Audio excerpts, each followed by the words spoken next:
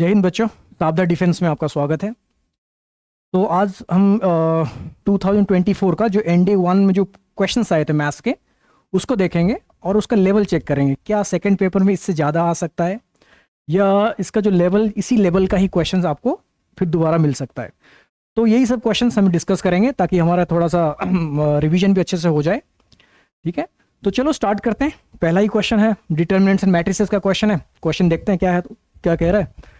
Question ये कह रहा है कि a and b are the two matrices of order 3 by 3 and the determinant of A is 1/2√2 and the determinant of b is 1/729।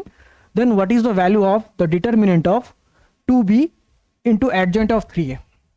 ठीक है, तो ये एक प्रॉपर्टीज बेस्ड क्वेश्चन है डिटर्मिनेंट और मैट्रिक्स के अंदर, और ये प्रॉपर्टी पढ़ाया जाता है। वो प्रॉपर्टी क्या है, देखो प्रॉपर्टी मैं आपको बता देता हूँ, फिर ये क्वेश्चन को सॉल्व करें, बहुत जल्दी हो जाएगा ये क्वेश्चन। ठीक है, तो पहला भी इसका जो प्रॉपर्टी है, प्रॉपर्टी पहले देखते हैं। प्रॉपर्टी है आपका, मान लो ए कोई मैट्रिक्स है जिसका ऑर्डर है आपका n, और k कोई कांस्टेंट है, k कोई कांस्टेंट है, then the determinant of ka is equals to k to the power n into determinant of a। ये फर्स्ट प्रॉपर्टी है जो इस क्वेश्चन को सॉल्व करेंगे। ठीक है, सेकंड प्रॉपर्टी ये हो सकता, ये है कि a इंटू बी का whole determinant equals to determinant of a into determinant of b। ये एक प्रॉपर्टी है। और थर्ड प्रॉपर्टी है कि अगर a एडजेंट ऑफ a का determinant equals to determinant of a to the power n-1। तो ये तीन प्रॉपर्टी से ये क्वेश्चन हमारा सॉल्व हो जाएगा। तो पहला देखो क्या कह रहा है, तो मैं इसको ऐसे कर सकता हूं कि 2 टू दी पावर, ऑर्डर कितना है 3 है, 2 टू दी पावर a, तो 2 to the power 3 into determinant of b into adjoint of pa का डिटर्मिनेंट। ठीक है, so 2 to the power 3 is 8, determinant of b 1/729 into adjoint of 3a। तो adjoint of 3a के लिए वो ये वाला प्रॉपर्टी अप्लाई करते हैं, तो ये हो जाएगा 3a का डिटर्मिनेंट टू दी पावर 2। ठीक है, सेम यहाँ पे आया ये फर्स्ट वाला प्रॉपर्टी जो आप यहाँ पे अप्लाई कर सकते हो। तो 8 into 1/729 into 3 to the power 3 into determinant of a का होल स्क्वायर।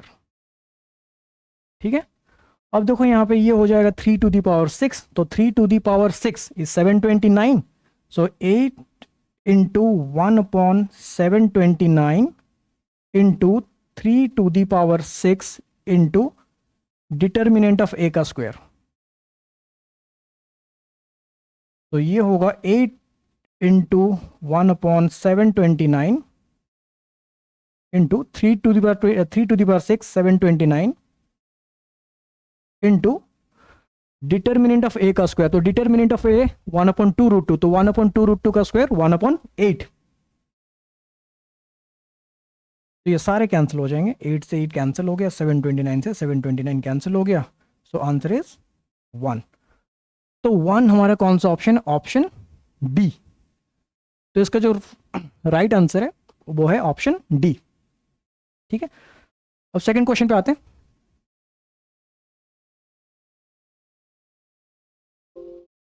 हाँ, जो सेकंड क्वेश्चन है वो कॉम्प्लेक्स नंबर का क्वेश्चन है। दे रखा if z is any complex number and value एक दे रखा iota z cube plus z square minus z plus iota equal to 0, where iota का value √(-1), then the value of mod of z plus 1 का whole square कह रहा है। ठीक है, तो इस पर कुछ नहीं करना है। अगर आप जेड को यहाँ पे जैसा आयोटा रख दो तो ये मुझे लग रहा है सेटिस्फाई कर जाएगा। चेक करते हैं, लेट जेड को आप आयोटा पुट करो। ठीक है, जेड को अगर आयोटा पुट कर दो तो ये क्या होगा, ये होगा iota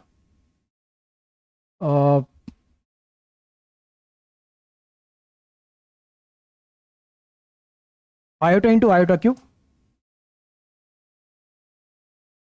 iota into iota cube plus iota square minus iota plus iota, है ना। तो यहाँ पे देखो ये आयोटा के पावर 4 हो जाएगा, आयोटा के पावर 4 इज 1 और आयोटा स्क्वायर -1, सॉरी हाँ -1, सो ये कैंसिल हो जाएगा, तो ये आ गया 0। तो यहाँ पे जो z का जो वैल्यू आएगा वो है आयोटा, तो आप यहाँ पर रख दो। तो आयोटा का जो मॉड होता है, the mod of iota is 1 होता है, सो ये होगा 1 + 1 का होल स्क्वायर जो कि 4 के इक्वल है। तो 4 हमारा कौन सा ऑप्शन में है? 4 हमारा सेकंड ऑप्शन में है, तो इसका जो आंसर आएगा वो सेकंड ऑप्शन 4 आ जाएगा। ठीक है, था यहाँ पे बस एक वैल्यू पुट करके आप इसको सॉल्व कर सकते हो। ठीक है, थर्ड क्वेश्चन पे आते हैं। नेक्स्ट क्वेश्चन क्या कह रहा है देखते हैं। हाँ, ये एक परम्यूटेशन कॉम्बिनेशन का क्वेश्चन है। What is the sum of all 4 digit numbers formed by using all the digits 0, 1, 4, 5 without repetition of the digits. तो यहाँ पे रेपिटेशन ऑफ द डिजिट्स हमें अलाउ नहीं, आर नॉट अलाउड। तो यहाँ पे कह रहे हैं सम ऑफ ऑल 4 डिजिट्स। ठीक है, तो देखो यहाँ पे जैसे कि बात करेंगे, जैसे मान लो हमारे पास 3 नंबर्स हैं 1, 2, 3। तो 1, 2, 3 जो 3 नंबर्स हैं, तो इनसे कितने नंबर्स बन सकते हैं? तो इसमें टोटल 6 नंबर बनेंगे। जो इनमें जो सम की बात करें, जैसे मान लो 1, 3, 2 हो गया, फिर इसी तरह हम ऐसे नंबर्स बनाएंगे, तो इन डिजिट का सम की बात कर रहा है। ठीक है, तो इस डिजिट का सम का एक अच्छा सा फॉर्मूला एक है, वो फॉर्मूला मैं आपको बताता हूँ। फॉर्मूला से ये हो जाएगा। ठीक है, और यहाँ पे सबसे इंपॉर्टेंट चीज़ क्या है, क्या ध्यान देना, जीरो यहाँ पे है। अगर मान लो कोई भी प्लेस में जीरो होता है, अगर हम उस डिजिट को सम करेंगे तो जी कोई फर्क नहीं पड़ेगा, क्योंकि जीरो पे कोई भी नंबर ऐड करो तो वो नंबर ही आएगा। ठीक है, तो देखो इसका क्या होता है, अगर मान लो हमारे पास n डिजिट्स हैं, है ना, जैसे मान लो मैं कहूँगा कि हमारे पास n डिजिट्स हैं। ठीक है, तो इसमें जितने भी नंबर्स बनेंगे, उनका जो सम होगा, जैसे सम की बात करेंगे, जो सम होगा वो होगा n-1 फैक्टोरियल इनटू, और यहाँ पे वो डिजिट का सम मान लेते, digit 1 d1 plus d2 up to n digit है हमारे यहाँ पास, है ना, ये वो डिजिट का सम है। जैसे यहाँ डिजिट के सम की बात करेंगे तो यहाँ पे डिजिट सम क्या होगा, 1 + 4 + 5 10 इनटू एक आता है यहाँ पे देखो 10 टू दी पावर n-1, ये आएगा 10 to the power n-1 upon 9। ठीक है, बस आपको ये ध्यान रखना है कि जो 10 to the power n-1 upon 9 है, ये कुछ नहीं है, बस ये लिखा हुआ है ऐसे कि 1 1 1 1 n टाइम्स लिखा हुआ है। ठीक है, जब आप इसको सॉल्व करोगे तो ये n टाइम्स ये होगा। बस इसी कॉन्सेप्ट से ये क्वेश्चन हमारा सॉल्व हो जाएगा। तो पहले निकालते हैं टोटल सम। टोटल सम कितना होगा, देखो टोटल सम होगा हमारा, जैसे सम की बात करेंगे, जब जीरो को भी हम इंक्लूड कर रहे हैं तो सम कितना हो जाएगा, सम होगा हमारा n-1, तो 4 - 1 3 फैक्टोरियल इनटू डिजिट का सम कितना 1 + 4 + 5 + 0, तो ये 10 हो जाएगा, इनटू 1 वहां पे n टाइम्स था, वहां पे 1 कितना आएगा, 4 डिजिट नंबर है तो 4 टाइम्स आएगा, तो 1 1 1 1 ये हो जाएगा। ठीक है, बिल्कुल। माइनस उसको करेंगे जब जीरो हमारा फर्स्ट प्लेस में आया होगा, क्योंकि फर्स्ट प्लेस में अगर जीरो आया होगा तो वो 3 डिजिट नंबर होगा, तो इसलिए आप क्या करो, जीरो को ही हटा दो। तो जीरो को हटा दोगे तो हमारे पास 3 डिजिट रह जाएंगे, 3 डिजिट मतलब 1 4 5। ठीक है, तो उससे क्या होगा, 3 - 1 तो 2 factorial and the digit some 10 into, यहां पे कितने होंगे, यहां पे 3 डिजिट है, सो 3 टाइम्स 1 लिख लो। तो ये है हमारा वो आंसर। तो जल्दी से इसको सॉल्व कर लेते हैं।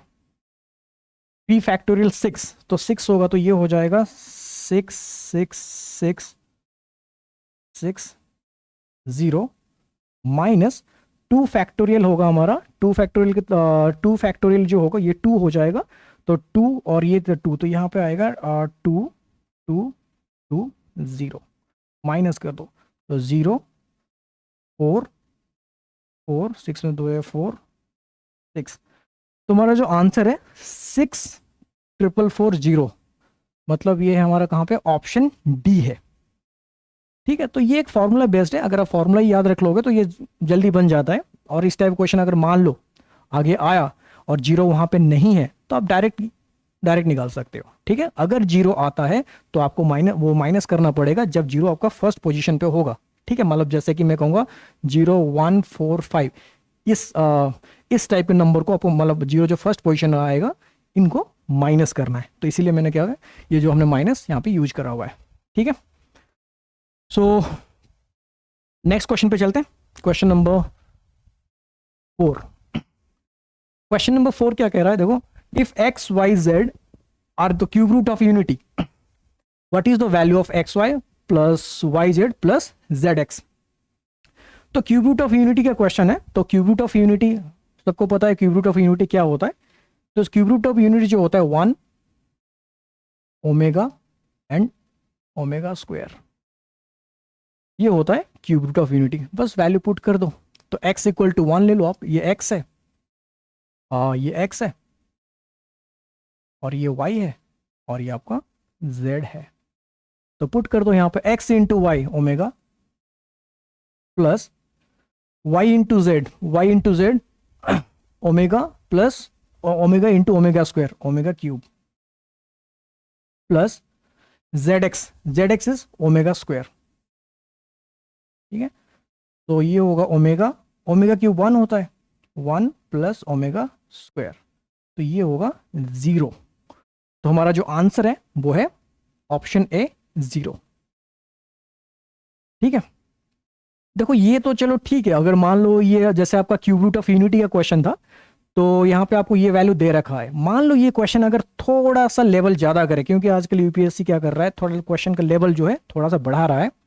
आगे भी देखेंगे बहुत सारे क्वेश्चन ऐसे हैं जो थोड़ा लेवल उनका अच्छा है। तो इसको देखो, अगर मान लो ये question fourth root of unity का होता या फिफ्थ रूट ऑफ यूनिटी देता, ठीक है, क्या इसका सेकंड अप्रोच है वो हम डिस्कस करते हैं। देखो कुछ नहीं है, बहुत ही आसान है, इसी से ही समझो। जैसे हम लोग इक्वेशन, क्वाड्रेटिक इक्वेशन की बात करें, क्यूबिक इक्वेशन की बात करते हैं, है ना, बाइक्वाड्रेटिक इक्वेशन की बात करें, क्योंकि इस बार बाइक्वाड्रेटिक का भी क्वेश्चन आया हुआ है।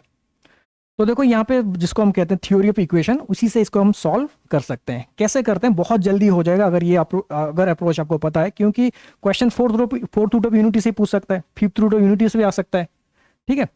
तो देखो जैसे यहाँ पे क्यूब रूट ऑफ यूनिटी की बात करते हैं, मान लेते हैं वो है जो नंबर है वो x equal to 1 to the power 1/3, ये है, ठीक है। यही क्यूब रूट ऑफ यूनिटी, 1 की पावर 1/3। तो इसको जब क्यूब करोगे तो ये आ जाएगा एक्स क्यूब -1 इक्वल टू 0, ठीक है।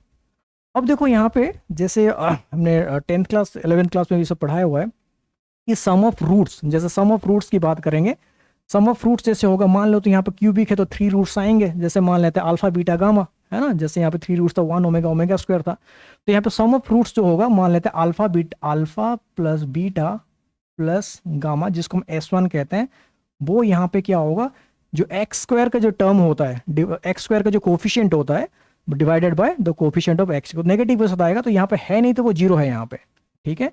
और S2 की बात करेंगे, जो S2 हमें यहाँ पे दे रखा है, alpha beta plus beta gamma plus gamma alpha, जो कि S2 है, जो हमें यहाँ पे क्वेश्चन में गिवन है, ये भी 0 है, क्योंकि यहाँ पे x का टर्म नहीं है, ठीक है। और S3 की बात करेंगे तो S3 का मतलब होगा यहाँ पे जो प्रोडक्ट है, S3 हो गया यहाँ पे अल्फा बीटा गामा, जो कि यहाँ पे है, मतलब इस पे है कि चलो ठीक है, ये हो जाएगा आपका सेकेंड,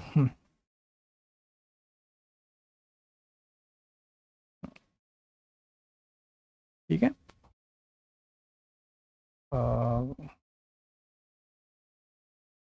पेन, ठीक है। तो यहाँ पे जो अल्फा बीटा गामा दे रखा है, ठीक है, ये आपका क्या हो जाएगा, जो प्रोडक्ट होगा, प्रोडक्ट आपका क्या हो जाएगा, वो 1 हो जाएगा, ठीक है। तो यहाँ पे यही कॉन्सेप्ट है, यहाँ पे S2 दे रखा था, मतलब मुझे यहाँ पे क्या करना है, तो x जो कोफिशिएंट ऑफ x ढूंढना था, ठीक है। तो यही है यहाँ पे कॉन्सेप्ट। अगर ये हमें गिवन है, जैसे मान लो x y y z z x की बात कर रहे हैं, तो यहाँ पे क्या जो क्यूब रूट ऑफ यूनिटी में क्या वो x का टर्म है, अगर मान लो यहाँ पे क्या वो जैसे ये x का टर्म यहाँ पे है नहीं, तो इसका आंसर डायरेक्ट आप 0 टिक कर सकते हो, ठीक है। तो यही मैं कह रहा था, अगर ये फोर्थ रूट ऑफ यूनिटी का क्वेश्चन होता तभी भी जो S2 होगा, ठीक है, ये वाला पार्ट S3 और S2 होगा वो 0 हो जाएगा, और जो S1 होगा वो भी आपका 0 हो जाएगा, ठीक है। ठीक है, तो ये है थोड़ा इक्वेशन, आपको मतलब क्यूबिक इक्वेशन अच्छे से आना चाहिए, तो इसके बाद ये हो जाएगा। ठीक है, नेक्स्ट क्वेश्चन पे चलते हैं। हाँ, नेक्स्ट क्वेश्चन क्या करें, ये परम्यूटेशन कॉम्बिनेशन क्वेश्चन है। अ मैन हैज 7 रिलेटिव्स, जिसमें 4 वीमेन है एंड 3 मेन है। His wife also has 7 relatives, जिसमें 3 वीमेन है एंड 4 मेन है। In how many ways can they invite 3 women and 3 main so that 3 of them are man's relatives and 3 of them are his wife's relatives? ठीक है, तो ठीक है, तो इसको थोड़ा सा हम डायग्राम टाइप का बना लेते हैं, तो डायग्राम से आपको थोड़ा जल्दी समझ में आ जाएगा। अच्छा देखो, यहाँ पे मैन मैन बहुत दे रखा है यहाँ पे, तो हम ऐसे करते हैं, है ना, ऐसे ले लेते हैं, मान लेते हैं कि ये आपका हस्बैंड साइड से है और ये वाइफ के साइड से है। ठीक है, तो हस्बैंड क्या दे रखा है, 7 रिलेटिव्स, 4 वीमेन एंड 3 मेन। ठीक है, तो यहाँ पे होगा ये 4 वीमेन एंड 3 मेन। ठीक है, और वाइफ के साइड से क्या है, यहाँ पे आपको दे रखा है 3 वीमेन। ठीक है, और 4 मेन, ये दे रखा है। ठीक है, तो हमें ऐसे तो यहाँ पे ये कह रहा है in how many ways they can be they invite 3 women and 3 main. तो टोटल हमें 6 लोगों को इनवाइट करना है, जिसमें से 3 of them are men's relative. अच्छा, मतलब 3 ऑफ देम हस्बैंड्स रिलेटिव्स और 3 of them his wife's relative. अच्छा ठीक है, तो अब ऐसे करो इसको, हस्बैंड के साइड से मान लो कि आप किसी भी वुमेन को मत लो। ठीक है, लेकिन हमें चाहिए क्या, हमें ये चाहिए कि हमें 3 वुमेन चाहिए, है ना, तो आप यहां से 3 ले लो, 3 3 3 इनटू, तो 3 हो गया, 3 वुमेन्स, है ना। ठीक है, ये वाइफ के साइड है और ये हस्बैंड के साइड से। और उसके बाद आप यहाँ पे लो, यहाँ से भी आप 3 ले लो, 3 मेन। ठीक है, इनटू, और इस साइड से 0। तो ये एक पहला केस बना। ठीक है, अब ऐसे क्या करना, इसको बढ़ाते जाओ, है ना। जैसे मान लो यहाँ पे अब मैं क्या करूँ, प्लस सेकंड केस क्या होगा, जैसे ये 4C1 आपने एक ले लिया यहाँ पे, 4C1। ठीक है, आपने यहाँ से एक ले लिया 4C1, तो ये कितना हो जाएगा, 3C2 ये हो जाएगा, इनटू ये कितना होगा, 3C2 इंटू 4C1। ठीक है, सब में से ठीक है, ये हाँ 4C2 प्लस 4, यहाँ से 2 लो, 4C2 इंटू 3C1, ये 3 हो गया। ठीक है, इंटू वहाँ से 3, हाँ 3C1 इंटू 4C2 प्लस, अब यहाँ से हस्बैंड के साइड से अब ले लो 3, तो 4C3 into 3C0 into 3C0 into 4C3, total यही बनेंगे, इतनी केसेस होंगे टोटल। ठीक है, तो अब इसका कैलकुलेशन थोड़ा देख लेते हैं, बहुत जल्दी कैलकुलेट हमें करना है। मुझे लगता है सारे टर्म्स तो इक्वली होंगे शायद, 4C3 हाँ ठीक है। हाँ, तो 4C0 क्या, 4C0 कितना होता है, 1 होता है, 4C0 हाँ ठीक है, और 3C0 ये 3C3 ये भी 1 होता है, ये भी 1 होता है और ये भी 1 होता है, तो ये आ गया 1, फर्स्ट प्लेस हो गया 1 प्लस, और 4C1 जो होगा 4C1 हो गया 4, और 4 इंटू 3C2 होगा 3 इंटू 3C2 3 इंटू 4C1 4, ये आ जाएगा। ठीक है, 4C2 होगा आपका 6 plus 6 into 3C1 3 into 3C1 3 into 4C2 6 plus 4C3 4 into 3C0 1 into 3C0 1 into 4C3 4, ये हो जाएगा। ठीक है, तो थोड़ा कैलकुलेशन एक बार देख लेते हैं क्या है ना। ये हो जाए 4 तो 12 12, ये होगा 144 है ना। तो 1 प्लस 144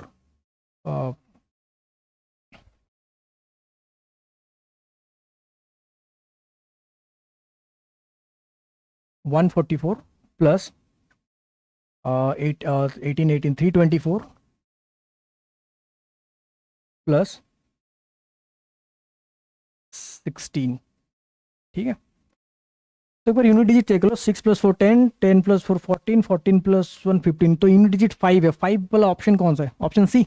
ठीक है, पूरा कैलकुलेट नहीं, ऑप्शन सी इसका आंसर हो जाएगा। ठीक है, तो ये थोड़ा समझना। देखो यहाँ पे एक पैटर्न भी फॉलो कर रहा है। ये 0 से 0 0 1 2 3 3 2 1 0, फिर ये भी 3 2 1 0 और ये है 0 1 2 3। तो ये एक पैटर्न फॉलो कर रहा है। ठीक है,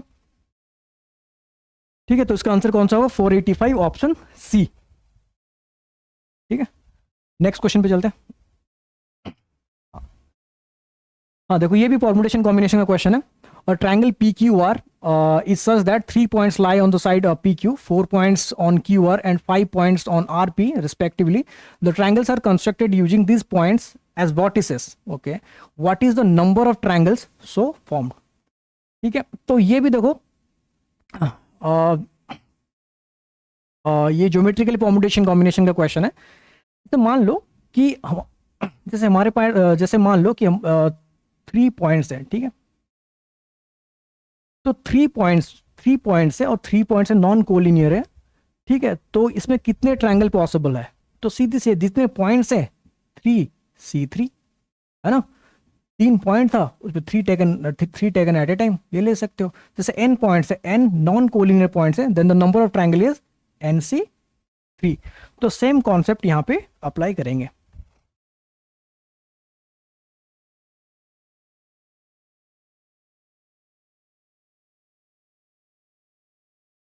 ट्रायंगल दे रखा है, ले लेते हैं। ये ट्रायंगल है, triangle PQR, PQR, such that 3 points lie on the side PQ। PQ पे 3 पॉइंट्स हैं। ठीक है, ये 3 पॉइंट कोलिनियर है क्योंकि PQ पे लाई कर रहे हैं। And 4 points on QR। ठीक है, 1 2 3 4, 5 पॉइंट्स ऑन RP।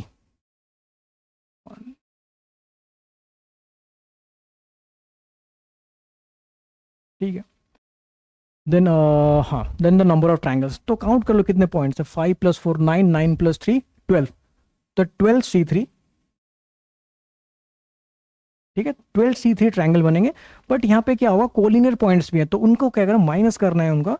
तो माइनस इस पे कितना है, 3 है, तो 3C3 माइनस इस पे 4 है, तो 4C3, इसमें 5 है, तो 5C3 को माइनस कर दो, जो आंसर आएगा। ठीक है, और ये भी बहुत इजी कैलकुलेशन है। देखो आप ऐसे कर सकते हो कि ये कितना होगा, 12C3, तो 12 इंटू 11 इंटू 10 अपॉन 6, ये आ जाएगा। माइनस 3C3 1 हो जाएगा, 4C3 4 है, और 5C3 क्या होगा, 5 इंटू 4/2, तो 10 आ जाएगा। तो ये आपका कितना आ रहा है, ये 2, तो 220 माइनस 15 205। ठीक है, सो ऑप्शन हमारा कौन सा है? ऑप्शन है हमारा ए, 205। तो ये है फॉर्मूला, आपको ये सब सिखाया जाता है कि न, अगर मान लो 3 पॉइंट्स हैं, है ना, 3 पॉइंट, सॉरी, n पॉइंट्स हैं, then the number of triangles are formed NC3। ठीक है, और जो n पॉइंट्स है वो नॉन कोलिनियर होना चाहिए। ठीक है, नेक्स्ट क्वेश्चन पे चलते हैं। Question number 7। तो क्वेश्चन नंबर 7 देखो, ये लॉग का क्वेश्चन है और ये भी प्रॉपर्टीज बेस्ड है। जो लॉगरिथम के जो प्रॉपर्टीज है, प्रॉपर्टीज बेस्ड है। ठीक है, वो प्रॉपर्टी क्या है, हम एक बार देख लेते हैं। जैसे मान लो प्रॉपर्टी ये कह रहा है कि log B base A equal to M। ठीक है। और यहाँ पे डोमेन की बात नहीं कर रहे हैं, ये मतलब जो जैसे बी पॉजिटिव है, ए भी पॉजिटिव है, A is not equals to 1, ठीक है। तो देन बी इक्वल्स टू क्या होगा, a raise to the power m हो जाएगा, ठीक है। If log b base a equals to m, then b equals to a raise to the power m, ठीक है। बस यहाँ पे ये ध्यान रखना होगा कि जो बी होगा और ए जो होंगे वो ग्रेटर देन 0 होना चाहिए, और ए जो है नॉट इक्वल्स टू 1, ठीक है। इसकी जरूरत नहीं, बस देख लो ऐसे, ठीक है। तो इसी प्रॉपर्टी से इस क्वेश्चन को हम सॉल्व करेंगे। तो यहाँ पे ये कह रहा है, पहला ये कह रहा है कि लॉग बी, तो log a base b equals to p, log और c base d equals to 2p, and log e base f equals to 3p, ठीक है। Then the value of a c e, a into c into e whole to the power 1/p। तो ठीक है, सबको p के power में ले आते हैं। तो a equals to b to the power p, c equals to d to the power 2p, e equals to f to the power 3p, ठीक है। तो ACE तो ACE अगर होगा ACE, हाँ, तो b to the power p, d to the power 2p, f to the power 3p whole to the power 1/p। तो p तो हम ऐसा लिख सकते हैं b स्क्वायर,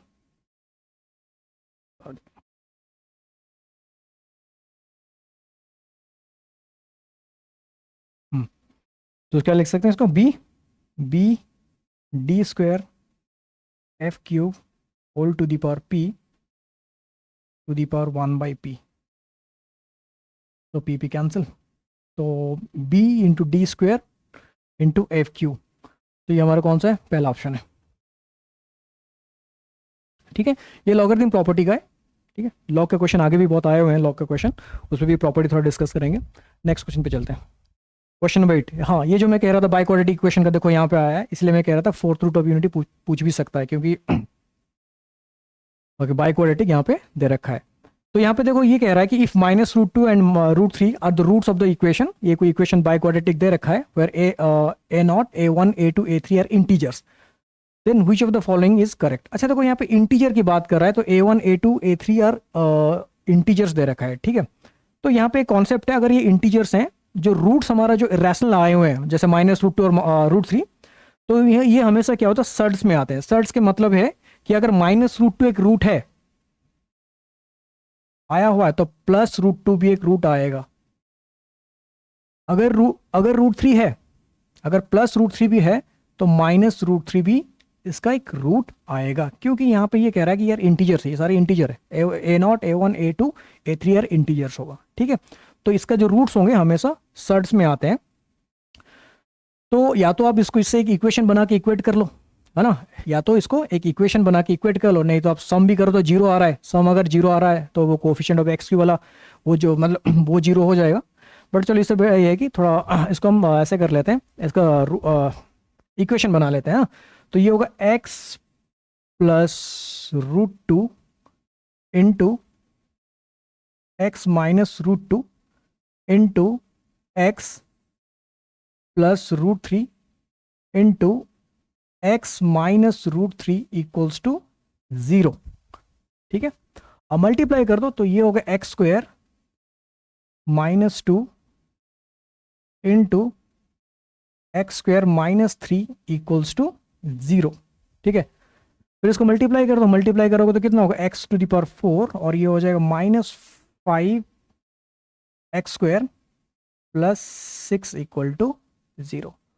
अब इसको इसके साथ इक्वेट कर दो, किसके साथ, इसके साथ, देखो x4 है, x4 x³ में जो कह रहा था सम ऑफ द रूट्स जो 0 आएगा, देखो x³ यहाँ पे देखो ना, x³ का क्या यहाँ पे x³ का है, नहीं है, तो a3 का वैल्यू 0 है, a3 का वैल्यू अगर 0 है तो ऑप्शन a और c में से कोई हो सकता है, ठीक है। आगे देखते हैं, उसके बाद क्या है, एक्स स्क्वायर का कोफिशिएंट -5, एक्स का मतलब ए टू -5 है क्या? नहीं है, ठीक है, A2 5 दे, ठीक है।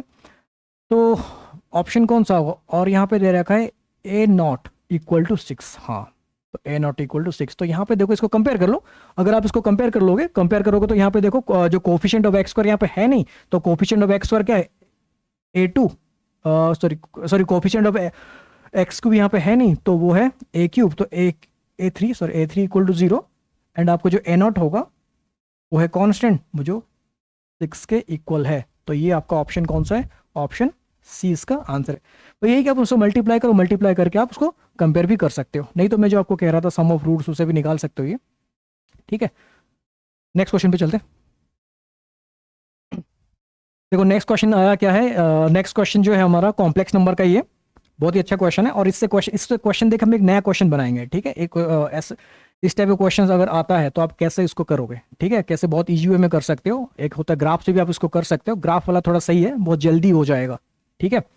Let Z1 and Z2 be the two complex number such that mod of Z1 plus Z2 upon Z1 minus Z2 equals to 1, then what is the value of real part? RE मतलब real part of Z1 upon Z2 plus 1, ठीक है।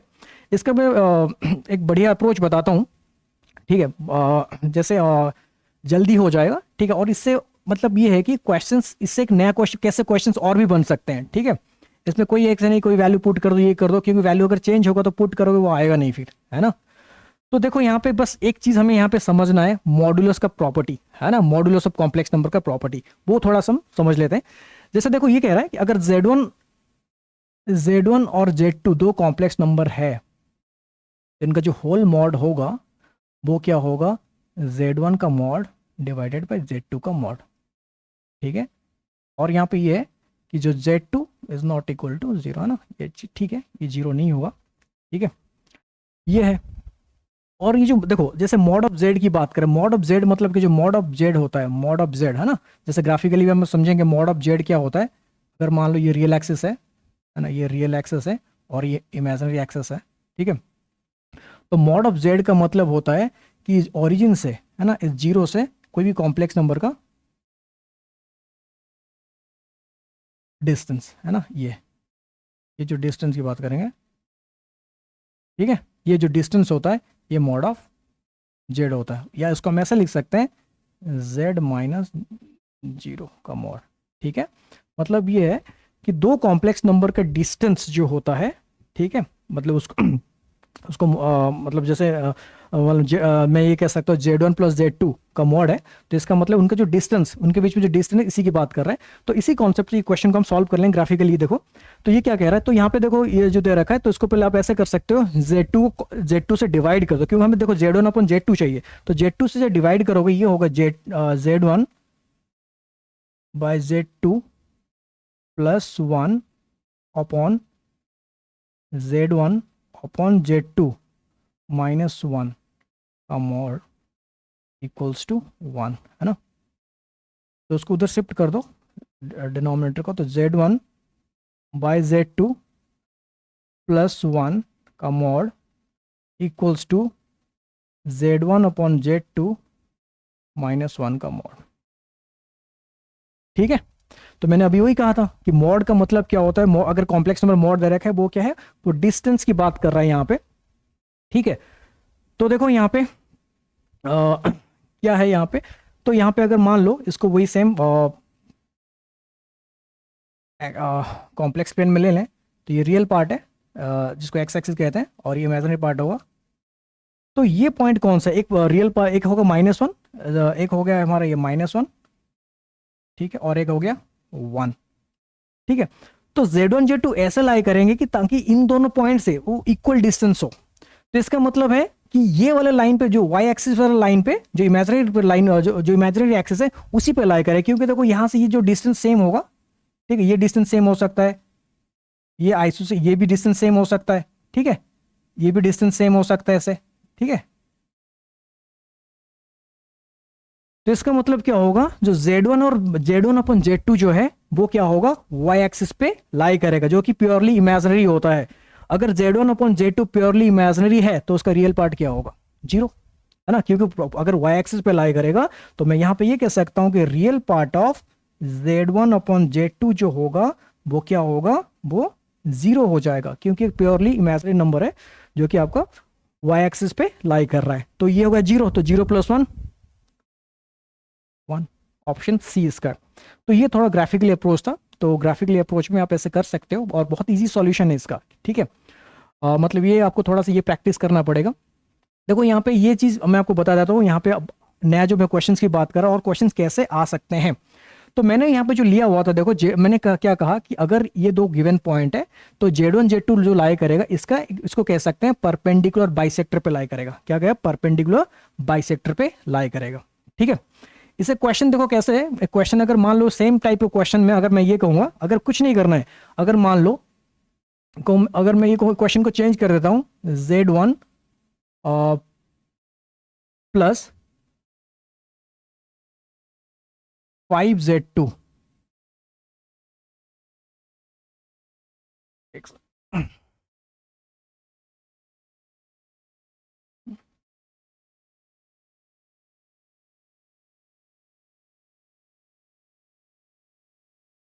Question को change करा, Z1 - 5Z2 upon Z1 - 3Z2 whole mod equals to 1, ठीक है। Question ये same question कर लेते हैं, the real part of Z1/Z2 + 1। तो देखो यहाँ पे सेम चीज़ है, वही हमें यहाँ पे सीखना है। तो अगर मान लो यहाँ पे मैं Z1 कॉमन ले लिया, Z2 कॉमन लिया, तो Z1/Z2 -5 upon Z1/Z2 -P equals to 1 हो जाएगा, ठीक है। अब इसको वहाँ शिफ्ट कर दो तो इस टाइप का दिखेगा, इस टाइप का दिखेगा। तो इसका मतलब ये होगा कि ये जो है वो इसका जो रियल पार्ट हो जाएगा, रियल पार्ट ऑफ Z1/Z2 जो होगा वो कितना होगा, इनका सम 5 + 3/2 है ना। कितना होगा, 5 + 3/2, तो ये हो जाएगा 5 + 3/2।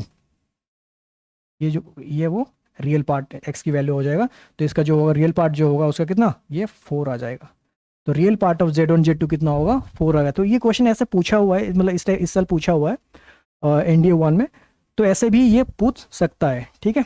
तो ये 4 आ जाएगा, तो यहाँ पे सेम क्वेश्चन अगर करना है तो ये 4 + 1 5 हो जाएगा, ठीक है।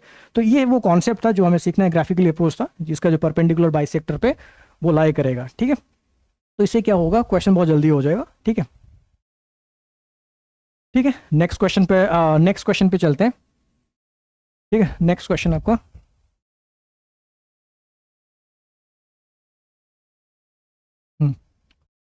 नेक्स्ट क्वेश्चन देखो, नेक्स्ट क्वेश्चन आपको ये कह रहा है, if 26 factorial equals to n × 8⁴k where k and n are positive integers, then what is the maximum value of k, ठीक है। तो ये आपका परम्यूटेशन कॉम्बिनेशन के अंदर जाता है ये टॉपिक। ये कहता है the exponent of any primes, है ना, exponent of any primes in n factorial वाला कॉन्सेप्ट है। तो यहाँ पे हम लोग उसको ग्रेटेस्ट इंटीजर से करते हैं, तो ये भी वैसा ही होगा।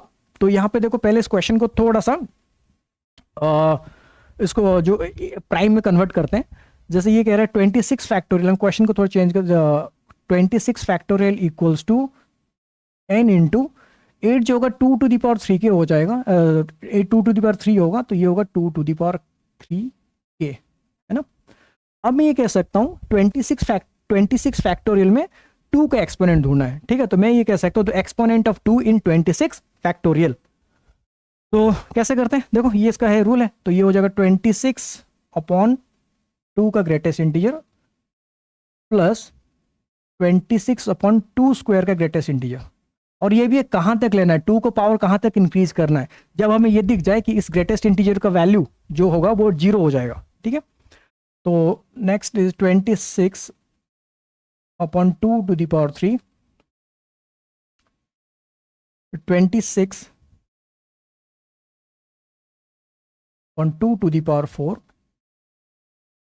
नेक्स्ट वाला नहीं लेंगे क्योंकि वो 26/2⁵ होगा, 2⁵32 होता है, वो 0 आ जाएगा उधर, है ना।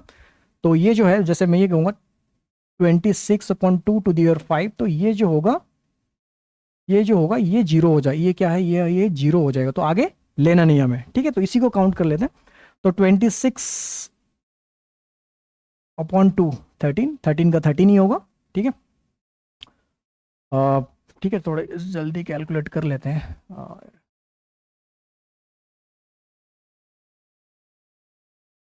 हाँ, तो 13 और 26, 26 अपॉन 4, 4 होगा 26 अपॉन 4, तो 6, मतलब 6 पॉइंट समथिंग आया, तो ये हो जाएगा 6, है ना। प्लस और 26/8, तो 26/8 का जो ग्रेटेस्ट इंटीजर होगा वो हो जाएगा आपका 8 3 24 3, प्लस 26/16, तो ये आ जाएगा 1, ठीक है। तो आपका, हाँ, इसका टोटल कितना होगा, ये टोटल हो जाएगा 13 + 6 19, 19 19 + 4 23 हो जाएगा, तो ये होगा आपका 23।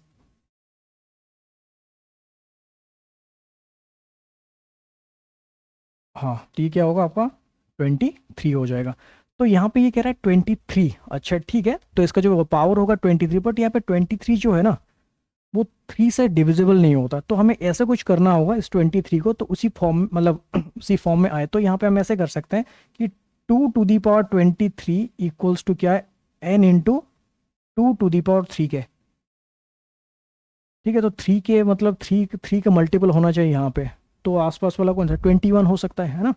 तो अगर 21 होगा तो 2 का स्क्वायर इंटू 2⁻21, ये आ गया, तो ये हो जाएगा n इंटू 2⁻3 इंटू 7। क्वेश्चन क्या पूछ रहा है, what is the value of k, तो k क्या होगा, इस फॉर्म में ये आ गया, k का वैल्यू कितना हो जाएगा 7 हो जाएगा, तो ऑप्शन बी इसका राइट आंसर है, ठीक है। तो ये कॉन्सेप्ट वही है कि the exponent of prime in an factorial वाला कॉन्सेप्ट है, ठीक है। ठीक है, नेक्स्ट क्वेश्चन पे आते हैं। हाँ, अच्छा देखो, नेक्स्ट क्वेश्चन है, ये है प्रॉपर्टीज ऑफ एडजॉइंट, है ना। तो यहाँ पे ये कह रहा है, तो ये प्रॉपर्टी है, प्रॉपर्टी से डायरेक्ट बना सकते हो आप। यहाँ पे consider the following statements in respect of two non singular matrices. Non singular matrices मतलब ये होगा कि आपका जो डिटर्मिनेंट ऑफ ए और बी जो है वो नॉन जीरो है। तो adjoint of A B equal to adjoint of A into adjoint of B, तो ये नहीं होता है एक्चुअली, ये फॉर्मूला ये होता है, देखो कि एडजेंट ऑफ ए बी, है ना, इक्वल टू होता है adjoint of b into adjoint of a होता है, ठीक है। ये प्रॉपर्टी है, ठीक है। तो ये वाला फर्स्ट ऑप्शन तो नहीं होगा, ठीक है। सेकंड ये कह रहा है adjoint of A B, this ये भी नहीं हो सकता, क्योंकि इसका रूल, इसका जो फॉर्मूला है ये adjoint of A B equal to adjoint of b into adjoint of a, तो ये भी नहीं हो पाएगा, ठीक है। और उसके बाद देखो यहाँ पे ये कह रहा है कि ए बी जो थे दो नॉन सिंगुलर मैट्रिक्स है। नॉन सिंगुलर मैट्रिक्स का मतलब होता है डिटर्मिनेंट जिसका जीरो नहीं हो, इसीलिए वो लास्ट वाले में देखो डिटर्मिनेंट के फॉर्म में दे रखा है। अ, हम्म तो यहाँ पे कह रहा है, देखो यहाँ पे ये भी एक प्रॉपर्टी है। प्रॉपर्टी क्या है, हमने ये पढ़ा हुआ है। वो प्रॉपर्टी क्या कह रहा है, अगर ये कह रहा है कि ए कोई मैट्रिक्स है, नॉन सिंगुलर मैट्रिक्स है, अगर उसको मैं एडजॉइंट के साथ मल्टीप्लाई कर देता हूं, a into adjoint of a, that is equal to क्या होगा, determinant of A into I n, identity matrix कोई nth ऑर्डर का होगा, ठीक है। तो इसी कॉन्सेप्ट पे ये बन जाएगा, तो ए बी, ये तो ठीक है, तो A B into adjoint of B, ठीक है। तो मैं इसको देखते हुए लिख सकता हूँ कि A B into adjoint of A B equals to determinant of A B into I N, ठीक है। तो इसको लेफ्ट हैंड साइड ले लो तो जीरो हो जाएगा, तो इसका थर्ड वाला ऑप्शन सही है। तो इसमें कौन सा है, only third is correct, no, only one statement, अच्छा only two statement, only three, तो ठीक है, only one statement, how many above the statement, हाँ only one statement is correct, जो कि हमारा थर्ड है, ठीक है। तो ये आपका था प्रॉपर्टीज बेस्ड क्वेश्चन है, तो इस पर प्रॉपर्टीज से आप ये कर सकते हो, ठीक है। अब आते हैं क्वेश्चन नंबर 12 पे। हाँ, ये भी देखो एक प्रॉपर्टीज बेस्ड क्वेश्चन है, ठीक है। प्रॉपर्टीज बेस्ड क्वेश्चन है, ये भी आपका ये तो एनसीईआरटी के अंदर ये सब दिया जाता है ना क्वेश्चन में। तो प्रॉपर्टी की देखो यहाँ पे क्या है, consider the following statement in respect to non singular matrix, फिर से नॉन सिंगुलर कह रहा है जिसका डिटरमिनेंट जीरो नहीं हो, of order n, then a into adjoint of a transpose equal to A into adjoint of का whole transpose. If a square equal to a, then A is identity matrix of order n, and if a cube equals to a, then A is the identity matrix of order n. Then which of the statement given above is correct? ठीक है, ये भी properties based question है. देखो तो इस पे क्या है वो प्रॉपर्टी, देखो ये हमने पढ़ा है कि adjoint of a transpose, adjoint of a transpose equal to adjoint of a का होल ट्रांसपोज, ये होता है. ठीक है, ये जो प्रॉपर्टी था adjoint of a transpose equal to adjoint of a का होल ट्रांसपोज. ठीक है, तो उस पर दोनों साइड मल्टीप्लाई कर दो ए को, है ना, ए को मल्टीप्लाई कर दो, ये सही है. ठीक है, ये सही है, तो पहला ऑप्शन सही हो गया. सेकंड ऑप्शन कह रहा है if A square equal to A then A is an identity matrix of order N. ठीक है, देखो यहाँ पे ये कह रहा है कि यहाँ पे चलो, जो अगर ए आइडेंटिटी मैट्रिक्स है, if A is identity matrix है, तो इसका मतलब है उसके पावर कोई भी हो, ये एक आइडेंटिटी मैट्रिक्स ही होगा. ठीक है, अगर ये कह रहा है अगर ए एक आइडेंटिटी मैट्रिक्स है, इफ ए कोई भी आइडेंटिटी मैट्रिक्स मतलब आइडेंटिटी मैट्रिक्स हो, तो इसके पावर एन, है ना, तो मतलब ऑर्डर मतलब एन नेचुरल नंबर है, तो कोई भी नेचुरल नंबर लो तो पावर इसका ये क्या होगा, ये एक आइडेंटिटी मैट्रिक्स ही होगा. तो ऑप्शन बी, सॉरी सेकंड और थर्ड भी सही है. ठीक है, तो इसका कौन सा ऑप्शन से ये आ जाएगा, करेक्ट की बात कर रहा है तो ये आ जाएगा डी ऑप्शन. तो इसका जो ऑप्शन डी है यही उसका आंसर है. ठीक है, तो ये सारे क्वेश्चन जो है प्रॉपर्टीज बेस्ड क्वेश्चन है, जो कि आपको बहुत जल्दी हो जाए, बहुत जल्दी हो जाता है ये सब चीज. नेक्स्ट पे आते हैं. हाँ देखो, ये भी परम्यूटेशन कॉम्बिनेशन क्वेश्चन है, बहुत ही अच्छा क्वेश्चन है. How many 4 digit natural numbers are there such that all of the digits are even. हाँ, तो देखो इसको यहाँ पे रेपुटेशन की बात तो करा ही नहीं है ना.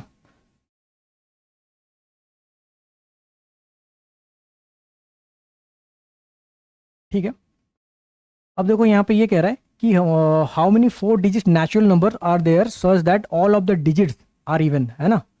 ये कह रहा है कि सारे के सारे जो डिजिट्स होंगे वो इवन होंगे, है ना, रेपुटेशन की बात नहीं कर रहा है. तो देखो इसको इसको हम ऐसे करते हैं, जैसे हमारे पास 4 प्लस 1 2 3 4, है ना, ये भी बहुत आसान क्वेश्चन है. तो हमारे पास जो इवन नंबर्स हैं वो इवन नंबर क्या क्या है, एक 0, ठीक है, 2 4 6 8. ठीक है, ये जो 5 है, ये 5 जो नंबर्स हैं 0 2 4 6 8, ये सारे के सारे इवन नंबर्स हैं. तो अब ये कह रहा है जो 4 डिजिट नंबर हम बनाएंगे यहाँ पे, वो क्या हो, उसमें सारे के सारे डिजिट्स जो होंगे वो इवन नंबर हो. रेपुटेशन की बात यहाँ पे करा ही नहीं है. तो आप देखो ये जो फर्स्ट प्लेस है इसमें कितनी पॉसिबिलिटीज होंगी, इसमें मतलब कितने तरीके से हम इस नंबर को यहाँ पे रख सकते हैं, ये बॉक्स में फिल कर सकते हैं. यहाँ पे देखो, यहाँ पे क्या होगा, 2 आ सकता है, 4 आ सकता है, 6 आ सकता है और 8 आ सकता है. तो यहाँ पे क्या 4 पॉसिबिलिटीज इस पे है. जो फर्स्ट बॉक्स होगा ये 4 पॉसिबिलिटीज में फिल हो सकता है. बाकी पे आप कोई भी कुछ भी रख लो, है ना. तो कितने होंगे, 5 5 5. तो आंसर के 4 इंटू 5 इंटू 5 इंटू 5, तो कितना हो जाएगा 125. 125 इंटू 4 500. ऑप्शन है, हाँ 500 है आंसर. ठीक है, ऑप्शन बी इसका सही आंसर है. समझ में आया यहाँ पे, क्योंकि सारे के सारे डिजिट कह रहे हैं इवन नंबर है और विथ रेपुटेशन है. तो ये फर्स्ट वाला जो है यहाँ पे 0 आ नहीं सकता, इसीलिए इन चारों में से कोई एक आएगा. तो ये कितना 4 वेज में ये फिल हो जाएगा. बाकी जो बॉक्सेस हैं, बाकी जो प्लेसेस हैं वो 5 वेज में फिल हो जाएगा. ठीक है, तो हमारा जो टोटल नंबर्स बनेंगे टोटल, तो इनका मल्टीप्लिकेशन है 4 इंटू 5 इंटू 5 इंटू 5, जो कि 500 है. ठीक है, ये बहुत अच्छा क्वेश्चन, मतलब बहुत जल्दी हो जाना था. अब देखो ये भी है, if omega is not equals to 1 is a cube root of unity. ठीक है, यहाँ पे ये कह रहा है जो क्यूब रूट ऑफ यूनिटी होता है 1 ओमेगा स्क्वायर, तो 1 को यहाँ पे नहीं लेना है. Then what is the solution of this. हाँ ठीक है, तो इस पे भी कुछ नहीं, ये भी बड़ा सिंपल सा क्वेश्चन है. देखो आप कैसे करोगे इसको, z माइनस 100 का क्यूब, इक्वल्स टू आप 1000 को उधर ले लो, तो ये होगा -1000। ठीक है, अब उसको क्या करना है, दोनों साइड पावर को 1/3 रखना है, तो ये होगा z माइनस 100 है ना, हाँ, equals to cube root of 1000। ठीक है, सो आप ऐसे कर सकते हो इसको, ये कितना हो जाएगा, ये आपका हो जाएगा, आप इसको ऐसे लिख सकते हो, -10 इंटू 1 का क्यूब रूट, है ना, क्योंकि हमने क्यूब रूट ऑफ यूनिटी पढ़ा है। तो ये क्या क्या आ जाएंगे, इस पे आ जाएगा आपका, ये क्या क्या आएगा, तो ये होगा -10 कॉमा -10 ओमेगा। ठीक है, और ये आ जाएगा -10 ओमेगा स्क्वायर। हाँ, ठीक है, तो z क्या क्या आएगा, 100 ऐड कर दो, तो z हमारा जो आ जाएगा, मतलब यहाँ पे जो आएंगे वो क्या क्या आ जाएगा, ये हो जाएगा -10 प्लस 100, तो ये हो जाएगा 90, और उधर आएगा 100 -10 ओमेगा, और ये आएगा 100 -10 ओमेगा स्क्वायर। ठीक है, तो ऐसा कौन सा ऑप्शन, 90 वाला कौन सा, एक ही ऑप्शन है, ठीक है, ये वाला, तो ऑप्शन बी इसका राइट आंसर है। ठीक है, तो ये भी क्यूब रूट ऑफ यूनिटी का क्वेश्चन है। नेक्स्ट क्वेश्चन पे चलते हैं। हाँ, देखो ये तो बहुत सिखाया जाता है कि 1 प्लस आयोटा का होल स्क्वायर क्या होता है, 2 आयोटा होता है ना, जैसे उसी से तो डायरेक्ट क्वेश्चन आया हुआ है, फोर्थ लगाने की जरूरत नहीं है। देखो, तो कह रहा what is the value of 1 plus iota के पावर 4 प्लस 1 माइनस आयोटा के 4 इक्वल टू, है ना, और आयोटा का वैल्यू दे रखा है 100 -1। सो इसको कैसे करेंगे, तो ये बहुत जल्दी हो जाएगा। देखो ये है, बस ये समझना है कि 1 प्लस आयोटा का जो होल स्क्वायर होता है ये 2 आयोटा होता है, एंड 1 माइनस आयोटा का होल स्क्वायर जो होता है ये -2 आयोटा के इक्वल होता है। ठीक है, बस सॉल्व हो गया, वैल्यू डाल दो। तो इसको 1 प्लस आयोटा के 4 है, तो ये स्क्वायर 1 प्लस आयोटा का होल स्क्वायर का पावर 2, तो ये हो जाएगा 2 आयोटा का स्क्वायर प्लस -2 आयोटा का स्क्वायर। ठीक है, तो ये हो जाएगा 4 iota square plus 4 iota square, तो आयोटा स्क्वायर -1 तो -8 इसका आंसर है, तो ऑप्शन डी इसका आंसर हो जाएगा। ठीक है, बस यही है कि आपको ये चीज़ ध्यान रखना पड़ेगा, है ना, नहीं तो आप निकालोगे फिर a plus B whole to the 4 करके, है ना। नेक्स्ट क्वेश्चन पे आते हैं। देखो ये भी फिर वही चीज़ है मैट्रिक्स का है। ठीक है, अच्छा यहाँ पर क्वेश्चन क्या था, consider the following statement in respect of skew symmetric matrix of order 3। अच्छा, स्क्यू सिमेट्रिक मैट्रिक्स क्या होता है, स्क्यू सिमेट्रिक मैट्रिक्स ये होता है कि A transpose equal to -A, ये होता है स्क्यू सिमेट्रिक मैट्रिक्स। ठीक है, तो यहाँ पे ये कह रहा है ठीक है, then which of the following statements हाँ are correct, all the diagonal elements are 0, the sum of all the diagonal elements of a matrix is 0, it is orthogonal matrix, है ना। तो देखो मेन जो पॉइंट है यहाँ पे वो है, एक है, चलो फर्स्ट और सेकंड तो ठीक है, ऑर्थोगोनल मैट्रिक्स है ना। तो ऑर्थोगोनल मैट्रिक्स क्या होता है, मतलब ऑर्थोगोनल मैट्रिक्स क्या होता है, ये हमें थोड़ा समझना पड़ेगा, ऑर्थोगोनल मैट्रिक्स। ठीक है, तो देखो ऑर्थो ये क्या है, जो फर्स्ट ऑप्शन जो हमें दे रखा है, क्या कह रहा है, all the diagonal elements are 0। Skew symmetric matrix में क्या होता है, जो डायगोनल एलिमेंट्स होते हैं वो 0 होते हैं, क्योंकि देखो ए ट्रांसपोज जब निकालोगे और माइनस से मल्टीप्लाई करोगे तो यहाँ पे जो डायगोनल एलिमेंट होगा उसमें भी नेगेटिव साइन आएगा, तो उसका मतलब वो तो इक्वल हो ही नहीं सकता ना। ठीक है, इसीलिए क्या होगा, जो डायगोनल एलिमेंट्स होंगे वो सारे के सारे क्या होंगे, वो 0 होना चाहिए। जैसे कि एक एग्जाम्पल ले लेता हूँ, देखो स्क्यू सिमेट्री का, जैसे मान लो 0 1 2, और यहाँ पे ये -1 0, यहाँ पे 3, यहाँ पे -2, और यहाँ पे -3 0, ये एक स्क्यू सिमेट्रिक मैट्रिक्स है। देखो ठीक है, क्योंकि जब इसका ट्रांसपोज निकालो फिर माइनस से मल्टीप्लाई करोगे तो सिर्फ वो ए मैट्रिक्स फिर से आ जाएगा। ठीक है, तो इसीलिए हम क्या करें, ऑप्शन जो ए है और the sum of the diagonals element 0, ठीक है, ये भी सही है। जो सम ऑफ द डायगोनल्स को भी कह सकते हैं, ट्रेस कहते हैं, ट्रेस ऑफ मैट्रिक्स कहते हैं, जो प्रिंसिपल डायगोनल होता है उनका सम को हम ट्रेस भी कहते हैं, ट्रेस ऑफ दैट मैट्रिक्स। हाँ, जो ऑर्थोगोनल मैट्रिक्स है, देखो ऑर्थोगोनल मैट्रिक्स, हाँ, तो ऑर्थोगोनल मैट्रिक्स क्या होता है, ऑर्थोगोनल मैट्रिक्स ये होता है कि जो मान लो ऑर्थो, मैं देखो इसका मैं लिख देता हूँ, ऑर्थोगोनल मैट्रिक्स क्या होगा कि ए इंटू ए ट्रांसपोज, है ना, a into a transpose equal to I होता है, ठीक है। A into a transpose equal to I होता है। तो ये है आपका ऑर्थोगोनल मैट्रिक्स, ठीक है। तो अब देखो यहाँ पे मल्टीप्लाई करो, जो ए ट्रांसपोज इक्वल टू, तो ये तो नहीं होगा क्योंकि ए इंटू ए ट्रांसपोज दे रखा है, तो ये ऑप्शन ऑर्थोगोनल नहीं होगा। तो हमारा ऑप्शन कौन सा है? ऑप्शन नहीं, सॉरी,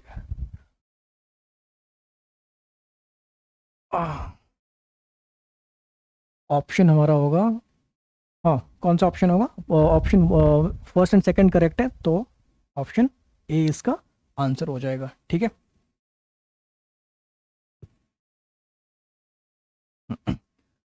हाँ, नेक्स्ट क्वेश्चन पे चलते हैं। Question number 17। 4 digit numbers are formed using 1 2 3 5 without repetition of digit. How many of them are divisible by 4? ठीक है। अब देखो डिविजिबल बाय 4 की बात करें तो डिविजिबल बाय 4 का एक कॉन्सेप्ट है, जैसे कोई भी नंबर 4 से डिविजिबल कब होगा। जैसे मान लो कुछ जैसे कोई नंबर मैं आपको बता रहा हूँ, देखो जैसे कि मान लो 3 डिजिट ही ले लेते, 312 4 से डिविजिबल है, करके देखो आ जाएगा, है ना। 428 ये भी 4 से डिविजिबल है। तो ये कैसे पता चले? इसका रूल एक होता है कि ये कहता है कि लास्ट के जो 2 डिजिट हैं, अगर ये लास्ट के 2 डिजिट अगर 4 से डिविजिबल है, देन द होल नंबर जो होगा, जो कंप्लीट नंबर है, वो डिविजिबल बाय 4 आ जाएगा, ठीक है। समझ में आ रहा है? तो ये कि लास्ट के 2 डिजिट अगर लास्ट के 2 डिजिट अगर डिविजिबल बाय 4 है, तो कंप्लीट नंबर जो होगा वो डिविजिबल बाय 4 हो जाएगा। तो यहाँ पे यही कॉन्सेप्ट यहाँ पे अप्लाई करेंगे। वो कॉन्सेप्ट क्या कह रहा है, देखो। हाँ,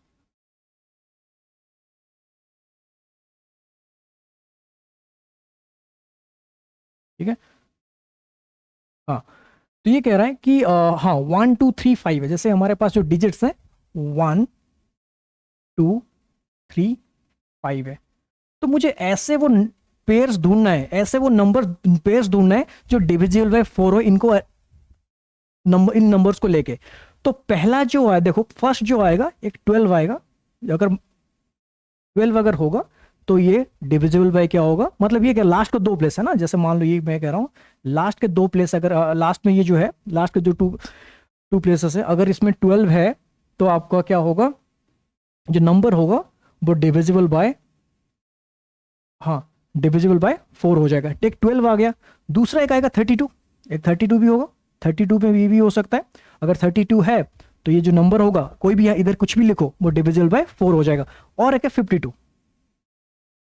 ठीक है। यही 3 पेयर्स बनेंगे, मतलब जो आपका यूनिट प्लेस और 10 प्लेस में होंगे, ताकि वो जो नंबर होगा वो डिविजिबल बाय 4 हो गया। बाकी ठीक है, 1 2 अगर यहाँ पे, तो यहाँ पे कितने कितने आ सकते, यहाँ पे तो आप ऐसे कर सकते हो, है ना, ऐसे कर सकते हो इसको, है ना, ठीक है। तो कितनी पॉसिबिलिटीज यहाँ पे हैं, यहाँ पे आ जाएंगे 2 और यहाँ पे 1, ठीक है। तो उसी तरह यहाँ पे भी क्या होगा, 2 1 आ जाएंगे, तो 2 ये हो गया 2, है ना, ये टोटल क्या हो जाएगा, 2 हो जाएगा, है ना। तो इसके लिए भी आपको कितने होंगे,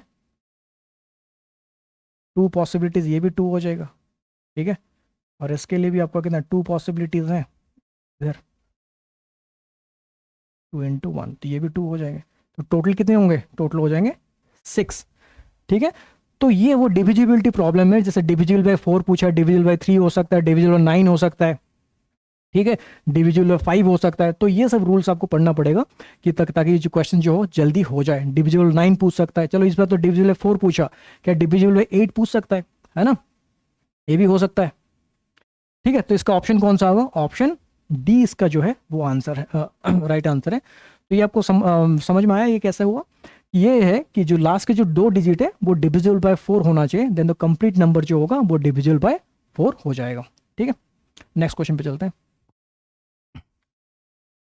अच्छा, व्हाट इज द रिमाइंडर, है ना, ये कह रहा है कि what is the remainder, what is the remainder when 2 to the power 120 is divided by 7, ठीक है। देखो ये क्वेश्चन को, इसका बहुत अलग अलग तरीका है। एक तो हम जैसे हम लोग बाइनोमियल से भी कर सकते हैं, है ना, बाइनोमियल थ्योरम से भी कर सकते हैं, और बहुत सारे रूल्स ऐसे हैं डिवीजन मतलब जो रिमाइंडर थ्योरम जैसे हम कह सकते हैं, उससे ये भी हो जाएगा। ठीक है, तो देखो इसमें मैं आपको दो तरीके बताता हूँ। फर्स्ट वाला तो हम जैसे बाइनोमियल थ्योरम में करते हैं तो उसी को कर सकते हैं।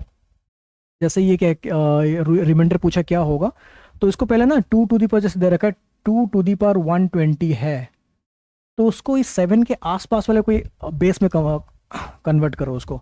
तो 2 के पावर 120 है, तो 2 के पावर 120 है, तो ये आपका हो जाएगा 2 टू दी पावर, ये 3 से डिविजिबल है ना, 3 से डिविजिबल है। ठीक है, तो ये हो जाएगा 2 to the power 3 to the power 40, है ना। ठीक है, तो ये हो गया 8 टू दी पावर 40, क्या हो जाएगा 8 टू दी पावर 40। ठीक है, आप उसको 1 + x का एक्सपेंशन एक्सपेंशन लिख सकते हो, तो ये हो जाएगा 1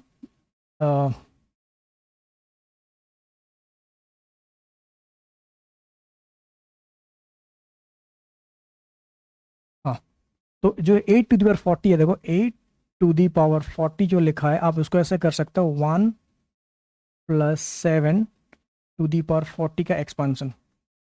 ठीक है, 1 प्लस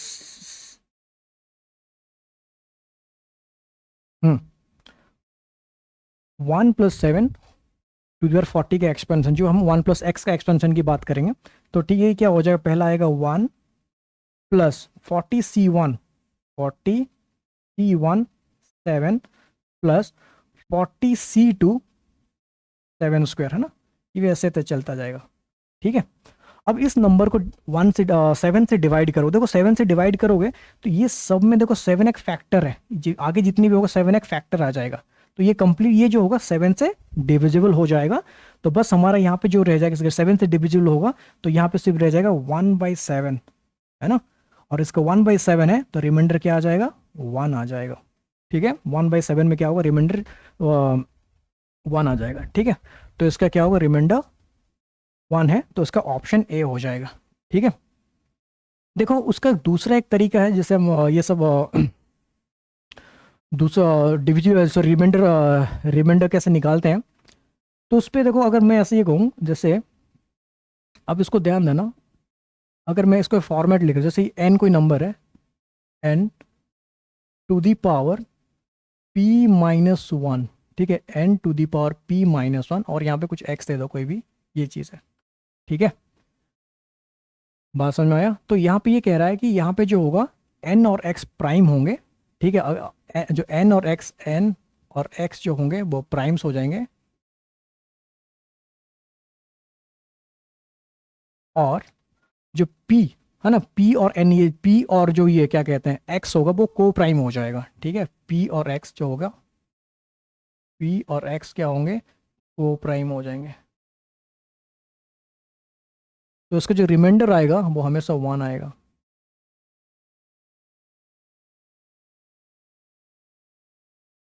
रिमाइंडर क्या होगा, वो ऑलवेज 1 आ जाएगा। ठीक है, तो ये था हमारा क्वेश्चन नंबर 18। आप बाइनोमियल थ्योरम से भी कर सकते हो, या तो आगे अगर ऐसे क्वेश्चन आता है तो आप ये वाला यूज कर सकते हो। ठीक है, नेक्स्ट क्वेश्चन पे आते हैं, क्वेश्चन नंबर 19। अच्छा, देखो ये है प्रॉपर्टीज ऑफ डिटर्मिनेंट है, जैसे हम इवेल्यूटिंग डिटर्मिनेंट जो करते हैं उसी पे है ये। तो ये जो C94 लिखा हुआ है ना, देखो क्या दे रखा है, for what value of n is the determinant, जो डिटर्मिनेंट से दे रखा है, और इसका वैल्यू 0 होगा। बस कंडीशन ये दे रखा है m is greater then n की बात कर रहा है। ठीक है, ठीक है, तो देखो ये पे जो C94 मतलब ये है वो कॉम्बिनेशन है, 9C4 लिखा हुआ है। ठीक है, तो इसको लिख लेते हैं पहले, डिटर्मिनेंट ऑफ 9C4, 9C3, और ये 10C n-2, 11C6, 11C5, 12CN, MC7,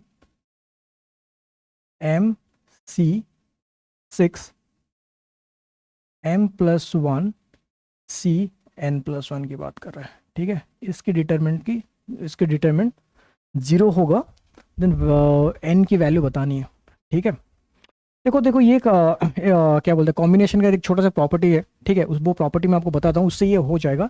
देखो ये कह रहा है कि अगर ये प्रॉपर्टी कौन सा है, N C R plus NCR-1 equal to क्या होगा, N+1CR, है ना, ये चीज़ है।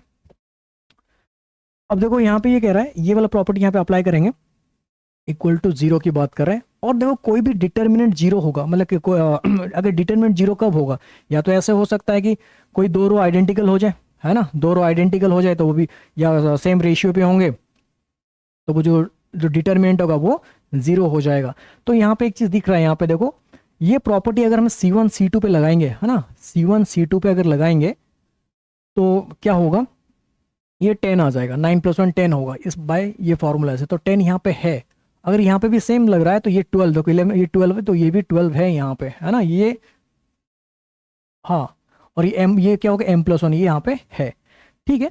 तो यही करते हैं, अगर मैं मान लो C1 C2 करता हूँ कॉलम में, है ना, C1 में आप ऐसे ले सकते हो, C1 में अगर चेंजेस लाना है आपको, C1 + C2 कर लो, है ना, C1 + C2 कर लो। और आप क्या करना है, देखो ये C1 C2 अगर करेंगे तो कितना, 10C4, है ना, 10C4 ये आ जाएगा। और ये होगा 11C6, ठीक है। और ये हो जाएगा कितना हो जाएगा, M+1C7, ये हमारा है वो C1। और C2 को एज इट इज लिखे दो, 9CP 11C5 MC6। और ये है हमारा 10CN-2 12CN M+1CN+1, इसकी बात करें, है ना, ये डिटरमिनेंट जीरो होगा। तो देखो ये डिटरमिनेंट अगर जीरो होगा तो मैंने क्या कहा था कि ये जो है हमारा कोई दो कॉलम अगर आइडेंटिकल है, दो कॉलम अगर सेम हो जाते हैं तो इसमें क्या होगा, उसका डिटरमिनेंट जीरो हो जाएगा। तो ठीक है, यहाँ से दिख रहा है कि ये जीरो होने के लिए आप C1, है ना, C1 और C3 इक्वल हो सकते हैं, क्योंकि देखो ये 10 है, ये 11 और ये सॉरी ये 12 आ जाएगा।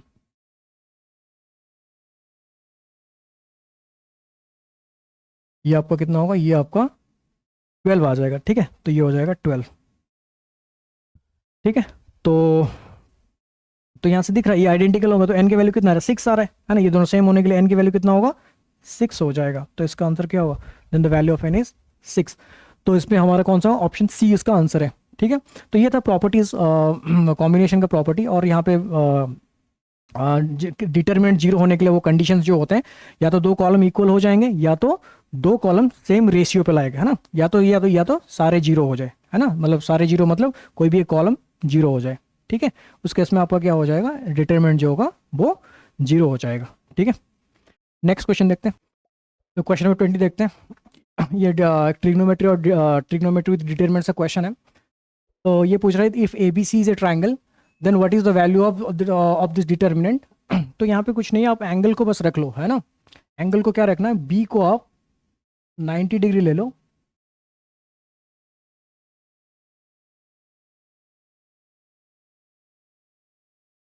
बी को आप 90 डिग्री ले लो, ए को 45 रख लो,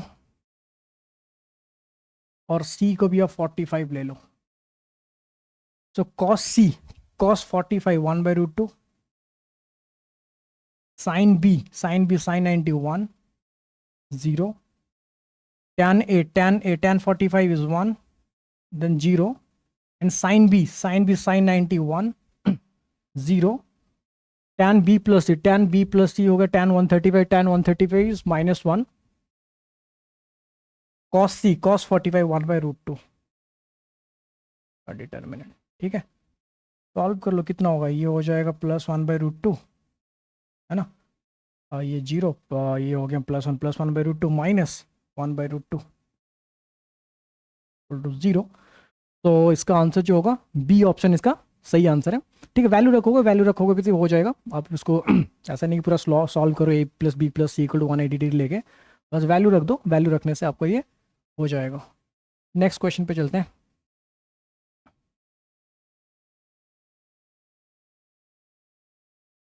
हम्म तो यहाँ पे कह रहा है what is the different matrices, what is the number of different matrices each having 4 entries that can be formed using 1 2 3 4 repetition is allowed, है ना। रेपिटेशन ऑफ डिजिट्स जो होंगे वो अलाउड होंगे। तो देखो हमारे पास जो है टोटल 4 एलिमेंट्स हों, 4 एलिमेंट्स है हमारे पास, ठीक है। तो अगर 4 एलिमेंट्स हैं तो इतने ऑर्डर कर, तो नंबर ऑफ ऑर्डर्स क्या होंगे, पहले हमें ऑर्डर डिसाइड करना है, जो ऑर्डर क्या क्या हो सकते हैं 4 एलिमेंट्स को लेके, जो ऑर्डर होगा वो क्या क्या हो सकते हैं। तो एक तो होगा 1/4 का हो सकता है, ठीक है। देन 4/1 का हो सकता है, और क्या हो सकता है, और एक हो जाएगा 2/2 का हो सकता है ना। 2/2 का हो सकता है। तो 1/4 मतलब ये कह रहा है कि एक रो 4 कॉलम, है ना। इससे जो बनेगा देखो, इससे क्या हो सकता है, जैसे 1 2 3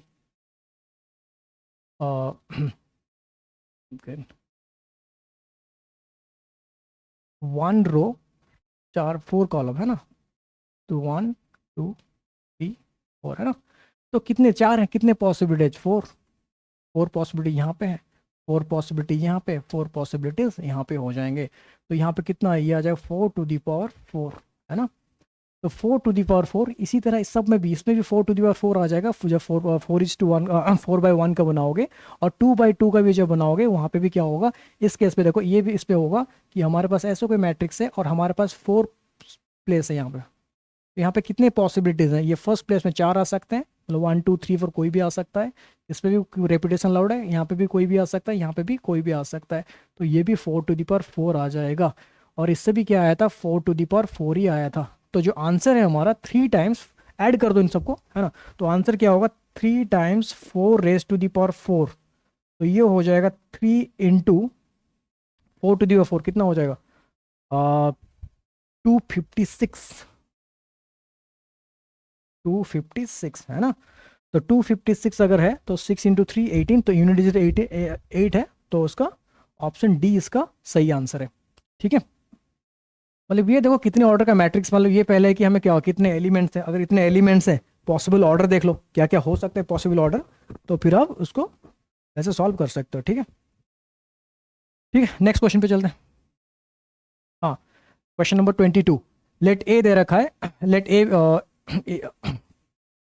ए कोई एक सेट है, X belongs to all real number, और एक्स का यहाँ पे जो एक्स जो डोमेन दे रखा है -1 to 1, ठीक है। Which of the following is a bijective function, है ना। बाइजेक्टिव फंक्शन, और यहाँ पे 2 फंक्शन दे रखा है, F of X equal to X into mod of X and G of X equal to cos pi X. तो इनमें से कौन सा ऑप्शन सही है ना, इन दोनों में से कौन सा करेक्ट है वो हमें बताना है। अच्छा, बाइजेक्टिव देखो, बाइजेक्टिव फंक्शन कह रहा है, बाइजेक्टिव फंक्शन का मतलब होता है कि 1 1 एंड ऑन टू, है ना। वन ऑन फंक्शन होना चाहिए एंड ऑन टू भी होना चाहिए, ठीक है। और दे रहा है फ्रॉम इटसेल्फ कह रहा है, फ्रॉम इटसेल्फ मतलब ये कह रहा है कि अब जो जो फंक्शन है, जो एफ जो फंक्शन होगा वो ए टू ए ही होगा, ए टू ए ही होगा। और ए कितना दे रखा है, -1 to 1 है, तो इसका मतलब मैं इसको ऐसे कह सकता हूँ, जो एफ फंक्शन होगा वो -1 to 1 के बीच में कोई भी रियल नंबर हो सकता है, 2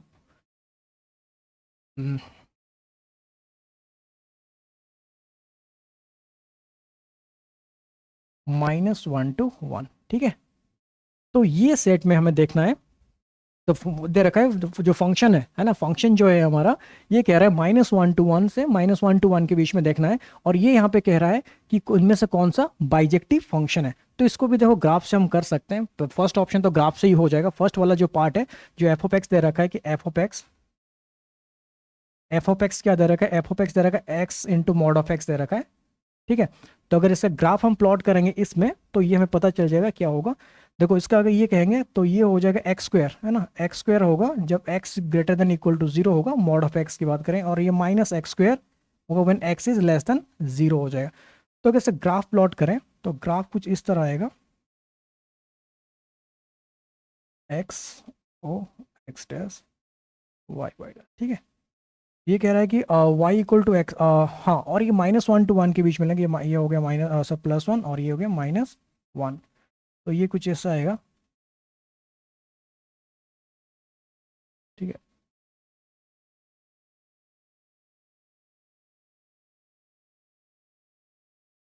तो इस तरह आएगा, ठीक है, -1 और ये,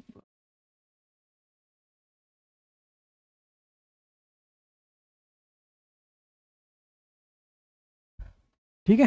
तो ये है हमारा तो ये हो गया हमारा क्या, एक्स मॉड ऑफ एक्स का ग्राफ। तो ये 1 ऑन है ना, 1 ऑन है, क्योंकि इसको देखो, क्योंकि कोई भी एक वैल्यू रखोगे, है ना, जो कोई वैल्यू रखोगे तो वो एक यूनिक वैल्यू आएगा, ठीक है। तो ये जो फंक्शन होगा वो 1 ऑन हो जाएगा। ग्राफ से भी पता चल रहा है कि 1 ऑन का चेक करने का ये होता है कि हम इससे वो एक्स एक्स से पैरेलल लाइन ऐसे ड्रॉ करते हैं ना, वो ग्राफ को एक ही पॉइंट पे कट करेगा, ठीक है। तो यहाँ पे जैसे ये लाइन हमने ड्रॉ किया तो ग्राफ को एक पॉइंट पे कट करा, ये भी आप लाइन ड्रॉ कर ग्राफ को एक पॉइंट पे कट करा, तो ये क्या हो जाएगा, ये 1 ऑन हो जाएगा। और ऑन टू भी है, क्योंकि इसका जो रेंज होगा, देखो रेंज क्या होगा, -1 to 1 है, तो इसका मतलब ये जो होगा, ये जो फंक्शन होगा ये 1 ऑन टू है, मीन्स बाइजेक्टिव फंक्शन हो जाएगा, ठीक है। सेकंड देखो क्या है, अगर थोड़ा सा कंसेप्ट वाइज चलेंगे, है ना, विदाउट ग्राफ ऐसे बना सकते हैं, जो cos पाई एक्स है ना, जो दे रखा है कि g ऑफ एक्स जो दे रखा है, cos पाई एक्स की बात कर रहा है, cos पाई एक्स, है ना। तो अब देखो यहाँ पे ये कह रहा है कि 1 ऑन होने के लिए क्या, एक वैल्यू पे, मतलब कोई भी अगर इनपुट है, जैसे मैं एक्स एफ ऑफ एक्स का जगह मैं कोई एक वैल्यू रखूंगा, है ना, तो एक यूनिक वैल्यू आना चाहिए, ऐसा नहीं कि किसी दो वैल्यू का एक ही आउटपुट आए। तो यहाँ पे देखो, यहाँ पे ऐसे कर सकते हो कि जो ये cos पाई एक्स है ना, ये एक इवन फंक्शन है, ये फंक्शन क्या है, एक इवन फंक्शन है ना। इवन फंक्शन की मतलब ये हो गया, जब हमको एक्स का जब -x को रिप्लेस करेंगे, मतलब g of -x equal to, मतलब ये होगा g of -x equal to क्या हो जाएगा, g ऑफ x हो जाएगा, ठीक है। तो ये चीज़ है। तो इवन फंक्शन जो होगा, इवन फंक्शन क्या होता है, मेन्यू 1 ऑन नहीं होते हैं, क्योंकि आप देखो यहाँ पे ये कह रहा है कि यहाँ पे ऐसे भी चेक कर सकते हो कि 1/2 पे जो एक्स की वैल्यू 1/2 रखोगे, जो वैल्यू देगा ये, और एक्स इक्वल टू -1/2 रखोगे, वो सेम वैल्यू देंगे, मतलब दो इनपुट का एक ही आउटपुट है, मतलब मेनी 1 हो जाएगा। तो इसका मतलब क्या, जी ऑफ एक्स क्या हुआ, एक 1 ऑन फंक्शन है नहीं, ठीक है। ये समझ में आया, जो भी इवन फंक्शन, समझ लेना, जो भी इवन फंक्शन होते हैं वो 1 ऑन नहीं होते हैं, ठीक है। और चेक करना है तो आप ऐसे भी चेक कर सकते हो, एक्स को 1/2 और -1/2 रखो, दोनों को सेम वैल्यू आएंगे, ठीक है। तो इसका मतलब कौन सा सही है, यहाँ पे ये कह रहा है कौन, ऑप्शन ए है ना, तो ए उसका, ओनली 1 इज करेक्ट, ठीक है। तो इसका ऑप्शन ए हो जाएगा, ठीक है। नेक्स्ट क्वेश्चन पे चलते हैं।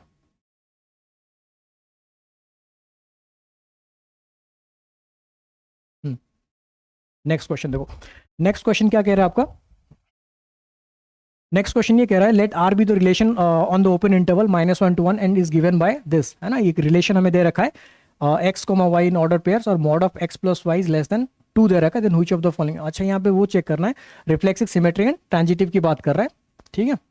अच्छा, रिफ्लेक्सिव पे क्या होगा, देखो अगर आप ऐसे सोचो, मैं रिफ्लेक्सिव चेक कर रहा हूँ, हाँ, ठीक है। रिफ्लेक्स, अब यहाँ पे दे रखा है open, let are be the relation on the open interval -1 to 1, इसे इंटरवल में ही चेक करना है हमें, हाँ। तो जैसे एक्स,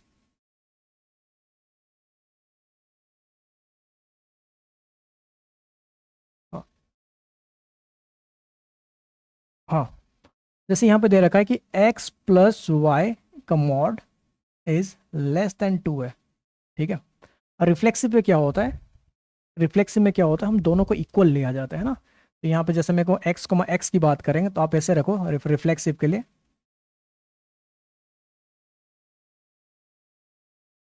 ठीक है। x रख दो यहाँ पे, y equal to X, put y equal to X, ये होगा 2x का मॉड इज लेस देन 2, ठीक है। तो ये mod of x is less then 1, तो यहाँ पे आ जाए x जो होगा वो -1 और 1 के बीच में लाई कर रहा है, ठीक है, यही तो है, ठीक है। ये तो दे रखा है x क्या है, -1 और 1 के बीच में ये लाई कर रहा है, ठीक है। मतलब ठीक है, इस इंटरवल में देखना है, ठीक है। तो ये आ गया, ये हमारा ट्रू स्टेटमेंट है। उसके बाद देखो, आप ये कह रहा है कि हमें सिमेट्रिक चेंज करना है, सिमेट्रिक में भी सेम आगा, अगर मान लो x को सिमेट्रिक की बात करेंगे, सिमेट्री की बात करें, अगर x को मैं 1 ले लेता हूँ, x को 1 नहीं, x को 1/2 ले लेता हूँ, एंड y को आप ले लो -1/4 ले लो, ठीक है। अब देख लो दोनों का सम, हाँ यहाँ पे ये कह रहा है कि अगर x प्लस वाई, तो x प्लस वाई जो होगा, x प्लस जो मॉड होगा वो क्या होगा, वो <2 हो जाएगा। और अगर y प्लस की बात करेंगे, y प्लस एक्स का मॉड भी, ये भी <2 हो जाएगा, ठीक है। ठीक है, तो ये सिमेट्रिक भी है। और अब हाँ, डी ऑप्शन देगा इक्विवेलेंस ले ट्रांजिटिव, हाँ ट्रांजिटिव की बात कर रहे हैं तो ट्रांजिटिव में भी आप ऐसे ही ले लो, ठीक है। जैसे ट्रांजिटिव के लिए आप ऐसे ले सकते हो,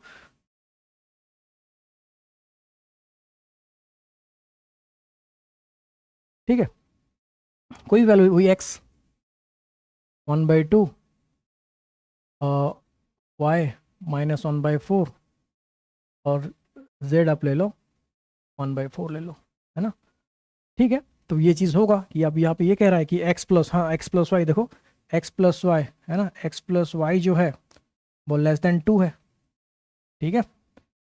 और यहाँ पे y प्लस जेड की बात करेंगे तो y प्लस जेड जो होगा वो भी <2 आ रहा है ना, 0 है। तो x प्लस जेड जो होगा वो भी <2 है, ठीक है। तो ठीक है, ये तीनों है, ये आपका रिफ्लेक्सिव है, रिफ्लेक्सिव भी है, सिमेट्रिक भी है, और ट्रांजिटिव भी है। तो इसका मतलब ये क्या होगा, ये आपका इक्विवेलेंस रिलेशन हो जाएगा। तो इसका डी जो है वो करेक्ट आंसर है, ठीक है। नेक्स्ट पार्ट पे चलते हैं, नेक्स्ट क्वेश्चन पे चलते हैं। हाँ, देखो यहाँ पे कह रहा है for any 3 non empty sets a B C, then what is the value of a union B minus, और ये अब दे रखा है a minus b union B minus A union A intersection B. तो ये देखो, ये तो वेन डायग्राम से ही सॉल्व हो जाएगा, वेन डायग्राम से आप इसको कर सकते हो। तो वेन डायग्राम से ही इसको हम सॉल्व कर सकते हैं। देखो मैं वेन डायग्राम बनाता हूँ। तो जैसे ए और बी की, हाँ ये एक ए सेट है और एक बी सेट है, ठीक है।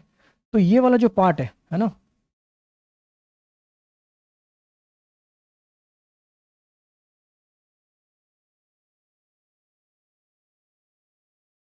ठीक है, ये वाला जो पार्ट है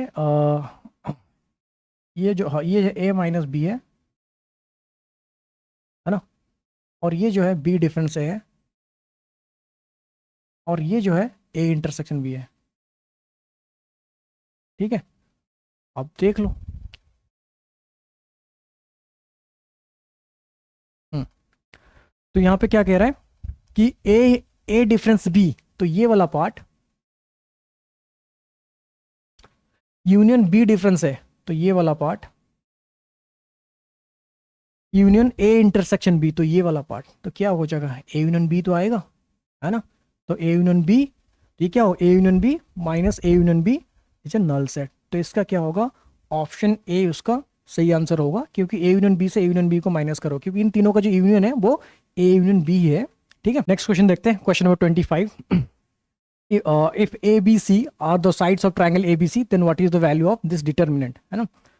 तो यहाँ पे कुछ नहीं, आप ये कर सकते हो, यहाँ पे ए बी सी का वैल्यू आप रख लो, है ना, ए बी सी का वैल्यू रख लो, और क्या हो जाएगा, ए मान लो तो a equal to b equal to c equal to 1 रख लो, है ना, और a equal to b equal to c 60 degree रख लो, है ना। तो आपका ये हो जाएगा, है कि नहीं, ठीक है। तो देखते हैं, वैल्यू रखते हैं, है ना।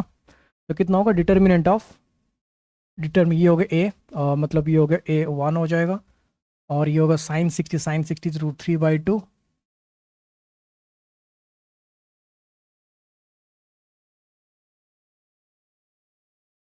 sin 60 इज √3/2, एंड sin 60 ये भी √3/2, sine A √3/2, 1 cos 60 1/2, sin 60 √3/2, cos 60 1/2 and 1, है ना। बस एक्सपांड कर दो, वही आंसर है। कितना आ रहा है, 1, ये होगा 1 - 1/4, ये 1 - 1/4, और ये हो जाएगा -√3/2, -√3/2 इंटू, है ना। ये कितना होगा, ये हो जाए माइनस, ये हो गया √3/2,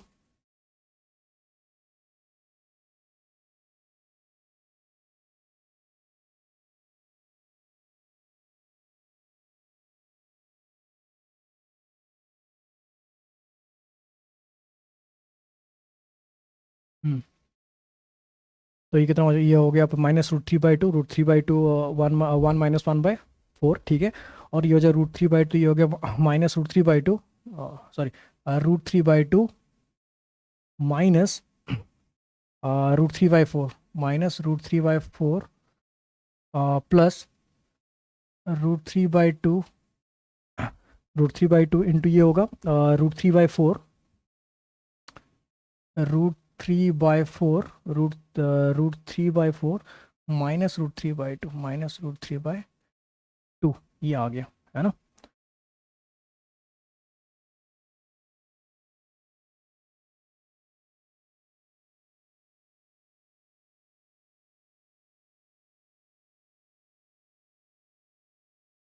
हाँ, तो कैलकुलेशन देख लेते हैं। ये हो गया one, one minus one by four, फिर root three by two, root three by two, root three by two अगर रखेंगे रूट थ्री बाई टू, तो ये होगा minus root three by two, root three by two, root minus root three by four, okay. Then plus root three by two, root three by two अगर लेंगे तो ये होगा root three by four minus root three by to, है ना, ठीक है। अब मल्टीप्लाई कर देते हैं, तो ये हो जाएगा थ्री बाई फोर माइनस ये हो जाएगा three by four plus three by eight plus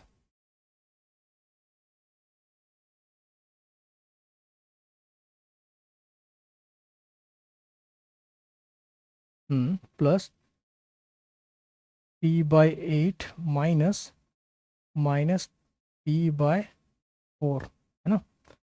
तो ये सारे कैंसिल हो जाएंगे, तो ये हो जाएगा ज़ीरो, है ना, क्योंकि थ्री बाई फोर से थ्री बाई फोर कैंसिल हो जाएगा, और ये three by eight plus three by eight, ये थ्री बाई फोर हो जाएगा, थ्री बाई फोर ये कैंसिल हो जाएगा, तो इसका ऑप्शन ए सही आंसर है इसका, ठीक है। तो इसका जो आंसर होगा ए पार्ट हो जाएगा। नेक्स्ट क्वेश्चन पे चलते हैं। नेक्स्ट क्वेश्चन देखो, यहाँ पे ये दे रखा है कि ए बी सी, है ना, A B C are in A P and B C D and B C D are in G P and C D E in H P, then which of the following is correct. तो यहाँ पे देखो इस type का question जो है, तो हमें एच पी वाला कॉन्सेप्ट, जैसे मान लो एच पी की वो टर्म्स अगर मान लो कोई नंबर्स ले लेते हैं, है ना, जैसे कोई नंबर्स ले लेते हैं, तो फिर वो क्या होगा, कोई अगर नंबर्स हम ले लेंगे, है ना, तो उससे हम क्या करेंगे, वैल्यू सेटिस्फाई करवा देंगे, ठीक है। तो वैल्यू सेटिस्फाई करेंगे, तो यहाँ पे देखो एचपी के अंदर में पढ़ाया जाता है, जो अगर थ्री टर्म्स एचपी में है तो वो थ्री टर्म्स एचपी में होंगे। तो जो सी डी ई दे रखा है ना, जो सी डी ई की बात कर रहा है, उसको आप क्या ले लो, देखो यहाँ पे अगर सी को आप पी ले लो, और डी को आप फोर ले लो, और ई को ले लो six,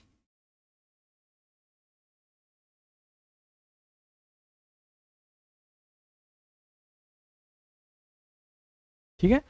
if C equal to three, D equal to four and E equal to six, तो ये क्या होगा आपका, ये एच पी पे होगा, ठीक है। क्योंकि एच पी का क्या रूल होगा, आप देख सकते हो, टू तो डी इक्वल टू जो होगा, डी इक्वल टू क्या होता है, d equal to two c e upon c plus e, है ना।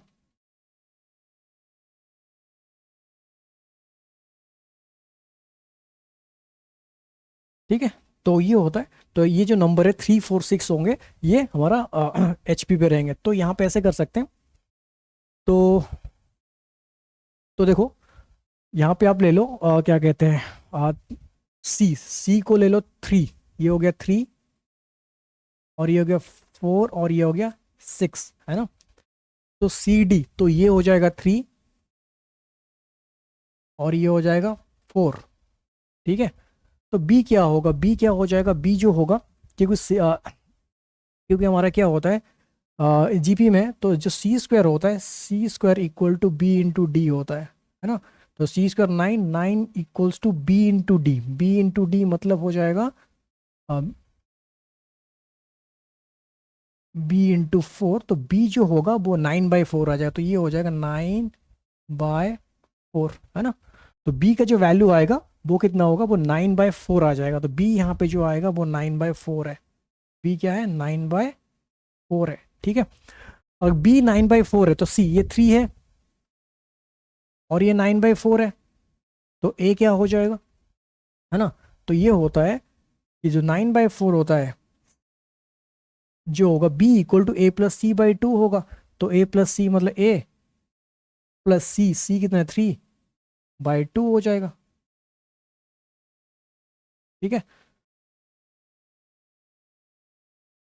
हम्म। तो ये कितना हो जाएगा, ये हो जाएगा हमारा a का जो वैल्यू आएगा, a का वैल्यू क्या हो जाएगा, ये हो जाएगा 2, यहाँ से 2 यहाँ से ले लो। तो 9/2 -3, 9/2 -3, 9 6 3 आ जाएगा, है ना, 3/2। सो a कितना है, a हो गया 3/2, b है हमारा 9/4। ठीक है। और c हमारा हो जाएगा, c हमारा कितना है 3 है। और d d जो है, d हमारा 4 है। एंड e जो है वो ई जो है वो 6 है। वो ऑप्शन चेक कर लेते हैं। अब ये कह रहा है ACE are in GP, ACE, AC and E are in GP। ठीक है। ACR इन GP, तो C² इक्वल टू दिस है ना, C² इक्वल 9, 9 हाँ ठीक है। तो हमारा आ रहा है कि C² है ना, 3 का स्क्वायर इक्वल्स टू 3/2 इंटू 6, ये आ रहा है। ठीक है। तो AC जो होगा वो GP में आ जाएगा। 1/A, 1/C and 1/E in GP। 1/A तो 2/3, देन 1/C 1/3 एंड 1/E 1/1/6। क्या ये GP में है ना, वो भी देख लेते हैं। तो कितना हो इसका स्क्वायर, तो 1/9 इक्वल्स टू 2/3 इंटू 1/6, है ना। तो ये इक्वल नहीं है। तो अगर 1/A 1/C और 1/E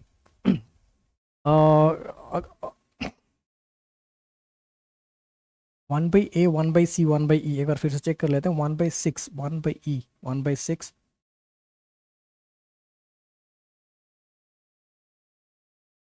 1/A 2/3, so 1/A 2/3 and 1/C 1/C is 1/3 and ये हो जाएगा 1/E 1/6। सही लिया ना, 1/E। हाँ ठीक है, हाँ ठीक है, आ रहे हैं। ये भी 1/9 आ रहा है, ये भी 1/9 है, सो ये भी 1/9 हो जाएगा। तो ये भी हमारा ऑप्शन सही है। ठीक है। तो इसमें हमारा कौन सा है, बोथ 1 एंड 2 आर करेक्ट, है ना, ऑप्शन ये इसका आंसर है। तो आप इसे वैल्यू ले सकते हो, ये वाला तब ध्यान रखना। अगर 3 नंबर HP पे आप ये नंबर ले सकते हो। ठीक है। अगर कोई 3 नंबर HP पे दे रहा है, आप कोई भी एग्जाम्पल ले सकते हो, तो 3 4 6, है ना। नेक्स्ट क्वेश्चन पे चलते हैं। देखो ये लॉग का क्वेश्चन है। What is the number of solution of this they रखा है। ठीक है। तो इसको हम लॉग का एक प्रॉपर्टी है, प्रॉपर्टी से कर लेते हैं। ठीक है। वो प्रॉपर्टी क्या है, देखो ये what is the number of solution, x की वैल्यू की बात कर रहे हैं, एक्स की वैल्यू क्या होगा। तो इस पे देखो लॉग का प्रॉपर्टी है, लॉग का प्रॉपर्टी ये है कि देखो अगर ऐसे दे रखा है log a⁴m log b base a⁴m, this is equal to होगा 1/m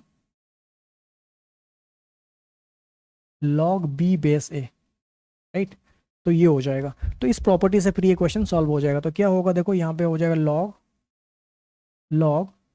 4 2 का स्क्वायर x-1 इक्वल्स टू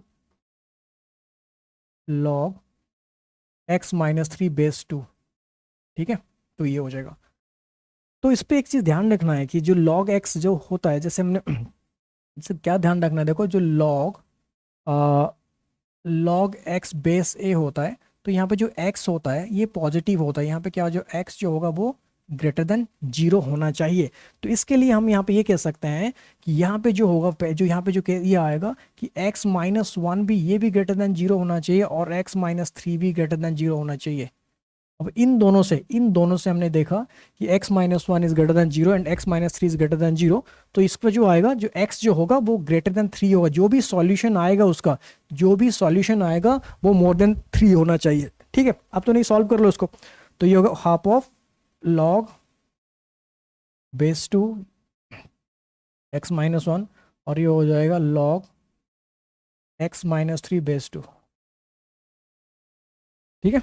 सो अभी इसको क्या करते हैं, ये अंडर ये भी प्रॉपर्टी है, ये अंडर रूट हो जाएगा। तो ये हो जाएगा under root of x-1 equal to x minus three, squaring both the side, the x minus one equal to x minus three का होल स्क्वायर।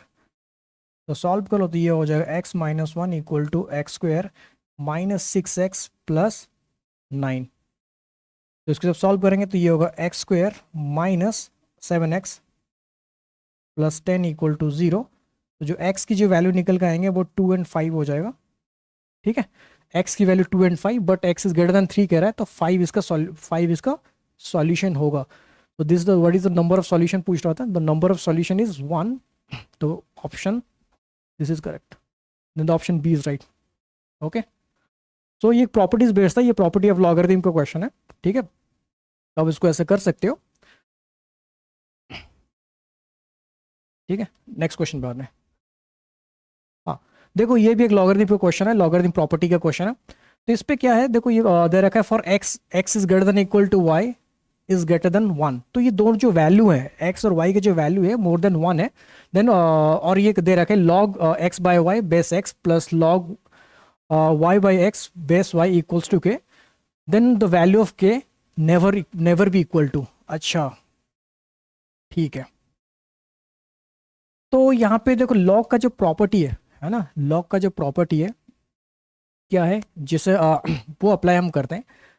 तो यहाँ पे देखो पहला जो प्रॉपर्टी है ये क्या है, ये जो पहला जो प्रॉपर्टी है देखो, हम्म, ये जो दे रखा है एक्स बाय वाई है ना, तो ये हम इसको मैं लिख सकता हूँ log x base x minus log Y base x plus log Y base y minus log x base y equals to के। ठीक है, और ये क्या होगा, ये तो वन है, ये क्या हो जाएगा, ये तो वन है, log x base x one हो जाएगा और ये भी वन होगा, तो टू। तो टू माइनस, इस पे ले लो, two minus log Y base x plus log x base Y equal to के। ठीक है, तो यहाँ पे देखो, यहाँ पे बहुत इंपॉर्टेंट कॉन्सेप्ट ये हमें क्यों गिवन था कि जो x is greater than equal to y is greater than one, क्यों हमें ये गिवन था। ठीक है, देखो इस पे जब x और y दोनों वन से ग्रेटर होंगे तो ये वाला जो है क्वांटिटी ये पॉजिटिव है ना, ये क्या हो जाए, ये पॉजिटिव है और ये भी पॉजिटिव ही आएगा। ठीक है, क्योंकि दोनों वन से ग्रेटर है। तो मैं इसको ऐसे लिख सकता हूं कि two minus k equals to, है ना, two minus k equals to log Y base x plus log x base y, ये लिख सकते हैं। अब ये दोनों पॉजिटिव है ना, ये दोनों पॉजिटिव है। थोड़ा अभी हम समझ लो कॉन्सेप्ट। अगर मैं यहाँ पे अरिथमेटिक एएमजीएम लगा तो arithmetic mean is greater than equal to geometric mean. ठीक है, ये अगर लगाएंगे तो मैं इसके एक इंटरवल निकाल लेंगे। ठीक है, क्योंकि देखो ये दोनों ना क्या होगा, देखो ये दोनों, अगर मैं इसी पे इसकी वैल्यू की बात कर रहा हूँ, हाँ ठीक है, तो अगर एएमजीएम लगाएंगे तो log Y base x plus log x base y by two is greater than equal to, है ना, अंडर रूट ऑफ। अब देखो ये तो ना एक दूसरे का रेसिप्रोकल है, मतलब ये लॉग वाई बेस एक्स है लॉग एक्स बेस, जब इसको मल्टीप्लाई ज्योमेट्रिक में निकालेंगे, जैसे ये होगा log Y base x into log x base y, है ना, तो ये दोनों रेसिप्रोकल है तो ये वन हो जाएगा। ठीक है, ये कैंसिल वन हो जाएगा, तो इसका मतलब log Y base x plus log x base y is greater than equal to two. ठीक है, तो ये जो है RHS जो है ये greater than equal to two है ना, तो ये जो जो है ये जो दे रखा है log Y base x and plus log x base y, ये ग्रेटर देन इक्वल टू हो जाएगा। तो two minus k is greater than और इक्वल टू टू, ये आ जाएगा। सो तो k क्या हो जाएगा, k इज लेस देन और इक्वल टू जीरो। ठीक है, k जो होगा वो लेस देन और इक्वल टू जीरो हो जाएगा। ठीक है, तो k इज लेस देन और इक्वल टू जीरो होगा, तो यहाँ पे ये कह रहा है कि then the value of k never be equal to, तो जीरो से होगा तो क्या नहीं हो सकता, वन नहीं हो सकता, है ना, क्योंकि जीरो से लेस है सारे, है ना। क्योंकि वो -1 जीरो से लेस है, -1/2 जीरो से लेस है, और जीरो तो है ही के वैल्यू, है ना, तो ये आ जाएगा। ठीक है, तो ये भी प्रॉपर्टी का क्वेश्चन है, और ये ए मुझे देखो, ये तो 11th क्लास के अंदर पढ़ाया जाता है ना। ठीक है, 29 पे चलते हैं। Next question 29। अच्छा, देखो 29 ए, ये दे रखा है कि sine 2 theta cos 2, if A equal to matrix दे रखा है साइन 2 थीटा, और यहाँ पे 2 sine square theta -1 zero cos 2 theta ये दे रखा है। देन दे रखा है कि which of the following statement is correct या आर करेक्ट। ठीक है, ओके। तो देखो ए मैट्रिक्स जो है, ए जो दे रखा है ये साइन 2 थीटा है। ठीक है, और देखो ये जो 2 साइन स्क्वायर थीटा -1 है, अगर यहाँ पे मैं माइनस कॉमन ले लेता हूं तो 1 - 2 साइन स्क्वायर थीटा, जो कि कॉस 2 थीटा का फॉर्मूला है, तो ये हो गया -cos 2 थीटा। ठीक है, 0 and cos 2 theta, yes 2 sine theta into cos 2 theta sine 2 theta, 0 0 0 and 1, है ना, ये दे रखा है। अब देखो A inverse equal to adjoint, A inverse equal to adjoint of A is skew symmetric matrix, ये कह रहा है A is skew symmetric matrix. देखो ऑप्शन सॉरी, अगर हमने ये लिखा तो ए जो दे रखा है, और ये अच्छा -cos 2 थीटा ठीक है, 0 0 0, हाँ। अच्छा, मैंने अभी स्क्यू सिमेट्रिक मैट्रिक्स की बात करा, तो स्क्यू इससे पहले हमने पढ़ा था कि जो स्क्यू सिमेट्रिक मैट्रिक्स होते हैं उसके सारे जो डायगनल्स होते हैं ना, जो डायगनल्स में जो एलिमेंट्स होते हैं वो सारे जीरो होंगे, तो ये तो नहीं हो पाएगा। ठीक है, ये तो नहीं हो पाएगा। ठीक है, हाँ। तो उसके बाद ये कह रहा है, और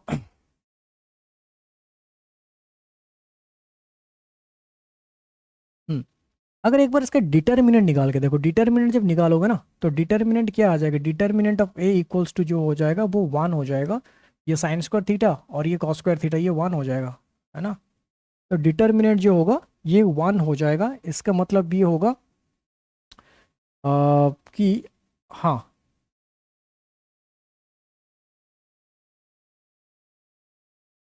ठीक है।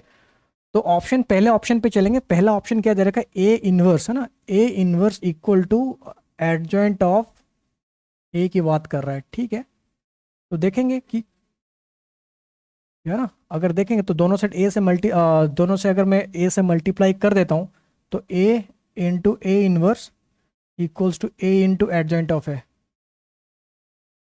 ना। तो ये हो गया आई, और equal to A into adjoint of ये क्या हो जाएगा, determinant of A into I, है ना। ठीक है, और ये 1 है तो आई इक्वल्स टू आई है, तो ये भी ऑप्शन हमारा सही हो जाएगा। सॉरी, ये ऑप्शन सही है। ठीक है, ये ऑप्शन हमारा सही हो जाएगा कि A inverse equal to adjoint of A. ठीक है, अब दूसरा ये कह रहा है ए इनवर्स इक्वल टू, ये दे रखा है A inverse equal to A transpose, है ना, A inverse equal to A transpose. तो A inverse equal to A transpose, इस पर भी वही करेंगे। तो इस पर दे रखा है A inverse equal to A transpose, क्या ये स्टेटमेंट सही है वो देखेंगे। अगर मान लो इसको दोनों से डिटर्मिनेंट ले लो, है ना, दोनों से डिटर्मिनेंट ले लो आप, ए ट्रांसपोज का डिटर्मिनेंट, है ना, आपको चेक करना है। वैसे कर सकते हो, ये 1/डिटर्मिनेंट ऑफ ए हो जाएगा। ठीक है, वो जो कि 1 है, और ये डिटर्मिनेंट ऑफ ए होगा। तो यहाँ पे ए हमारा क्या था, ये तो 1 था। ठीक है, तो ये भी हमारा सही स्टेटमेंट है। तो इसका जो आंसर आएगा 1 और 3, ऑप्शन सी। ठीक है, नेक्स्ट क्वेश्चन पे चलते हैं। हाँ, question number 20, sorry question number 30, what is the coefficient of x to the power 10 in the expansion this, है ना। तो ये कोफिशिएंट वाला क्वेश्चन है। तो देखो यहाँ पे आप ये मत समझ लेना कि ये हमारा आपका ट्राइनोमियल है, ट्राइनोमियल जैसे करेंगे। ये एक्चुअली बाइनोमियल ही दे रखा है, बस थोड़ा सा उसको रीअरेंज करके लिखेंगे। ठीक है, देखो, तो 1 - x टू दी पावर 20, आप यहाँ से माइनस को कॉमन ले लो, माइनस को कॉमन ले लो, तो ये होगा x² plus 1/x² -2 to the power -5। ठीक है, इस माइनस को बाहर ले आओ, तो 1 - x to the power 20 into ये हो जाएगा x - x का whole square x minus one upon x का होल स्क्वायर, तो ये हो गया -10 हो जाएगा।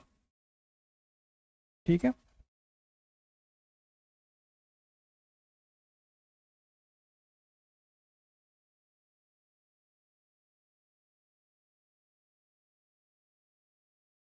हाँ सॉरी, ये एक्स स्क्वायर है, हाँ 1 - x² दे रखा है। ठीक है, अब इसको क्या करना है, ये -1 - x⁻²20। अब इसको एलसीएम ले लो, सॉल्व करो, x² -1 अपॉन x⁻10 है ना। सो ये हो गया -1 - x⁻20, और यहाँ पे x² -1 का इवन पावर है, या 1 - x के पावर इवन हो तो से सेम ही रहेगा, तो ये होगा 1 - x² इंटू x⁻, है ना। x⁻, ये कितना 1/x के पावर -10 है, तो ये हो जाएगा x⁻10 हो जाएगा। ठीक है, अब मैं क्या कह रहा है, हमें ये कह रहा है कि x⁻10 का, ठीक है। सो ये कितना हो जाएगा, ये नेगेटिव -x⁻10 इंटू ये होगा 1 - x²⁻10 है ना।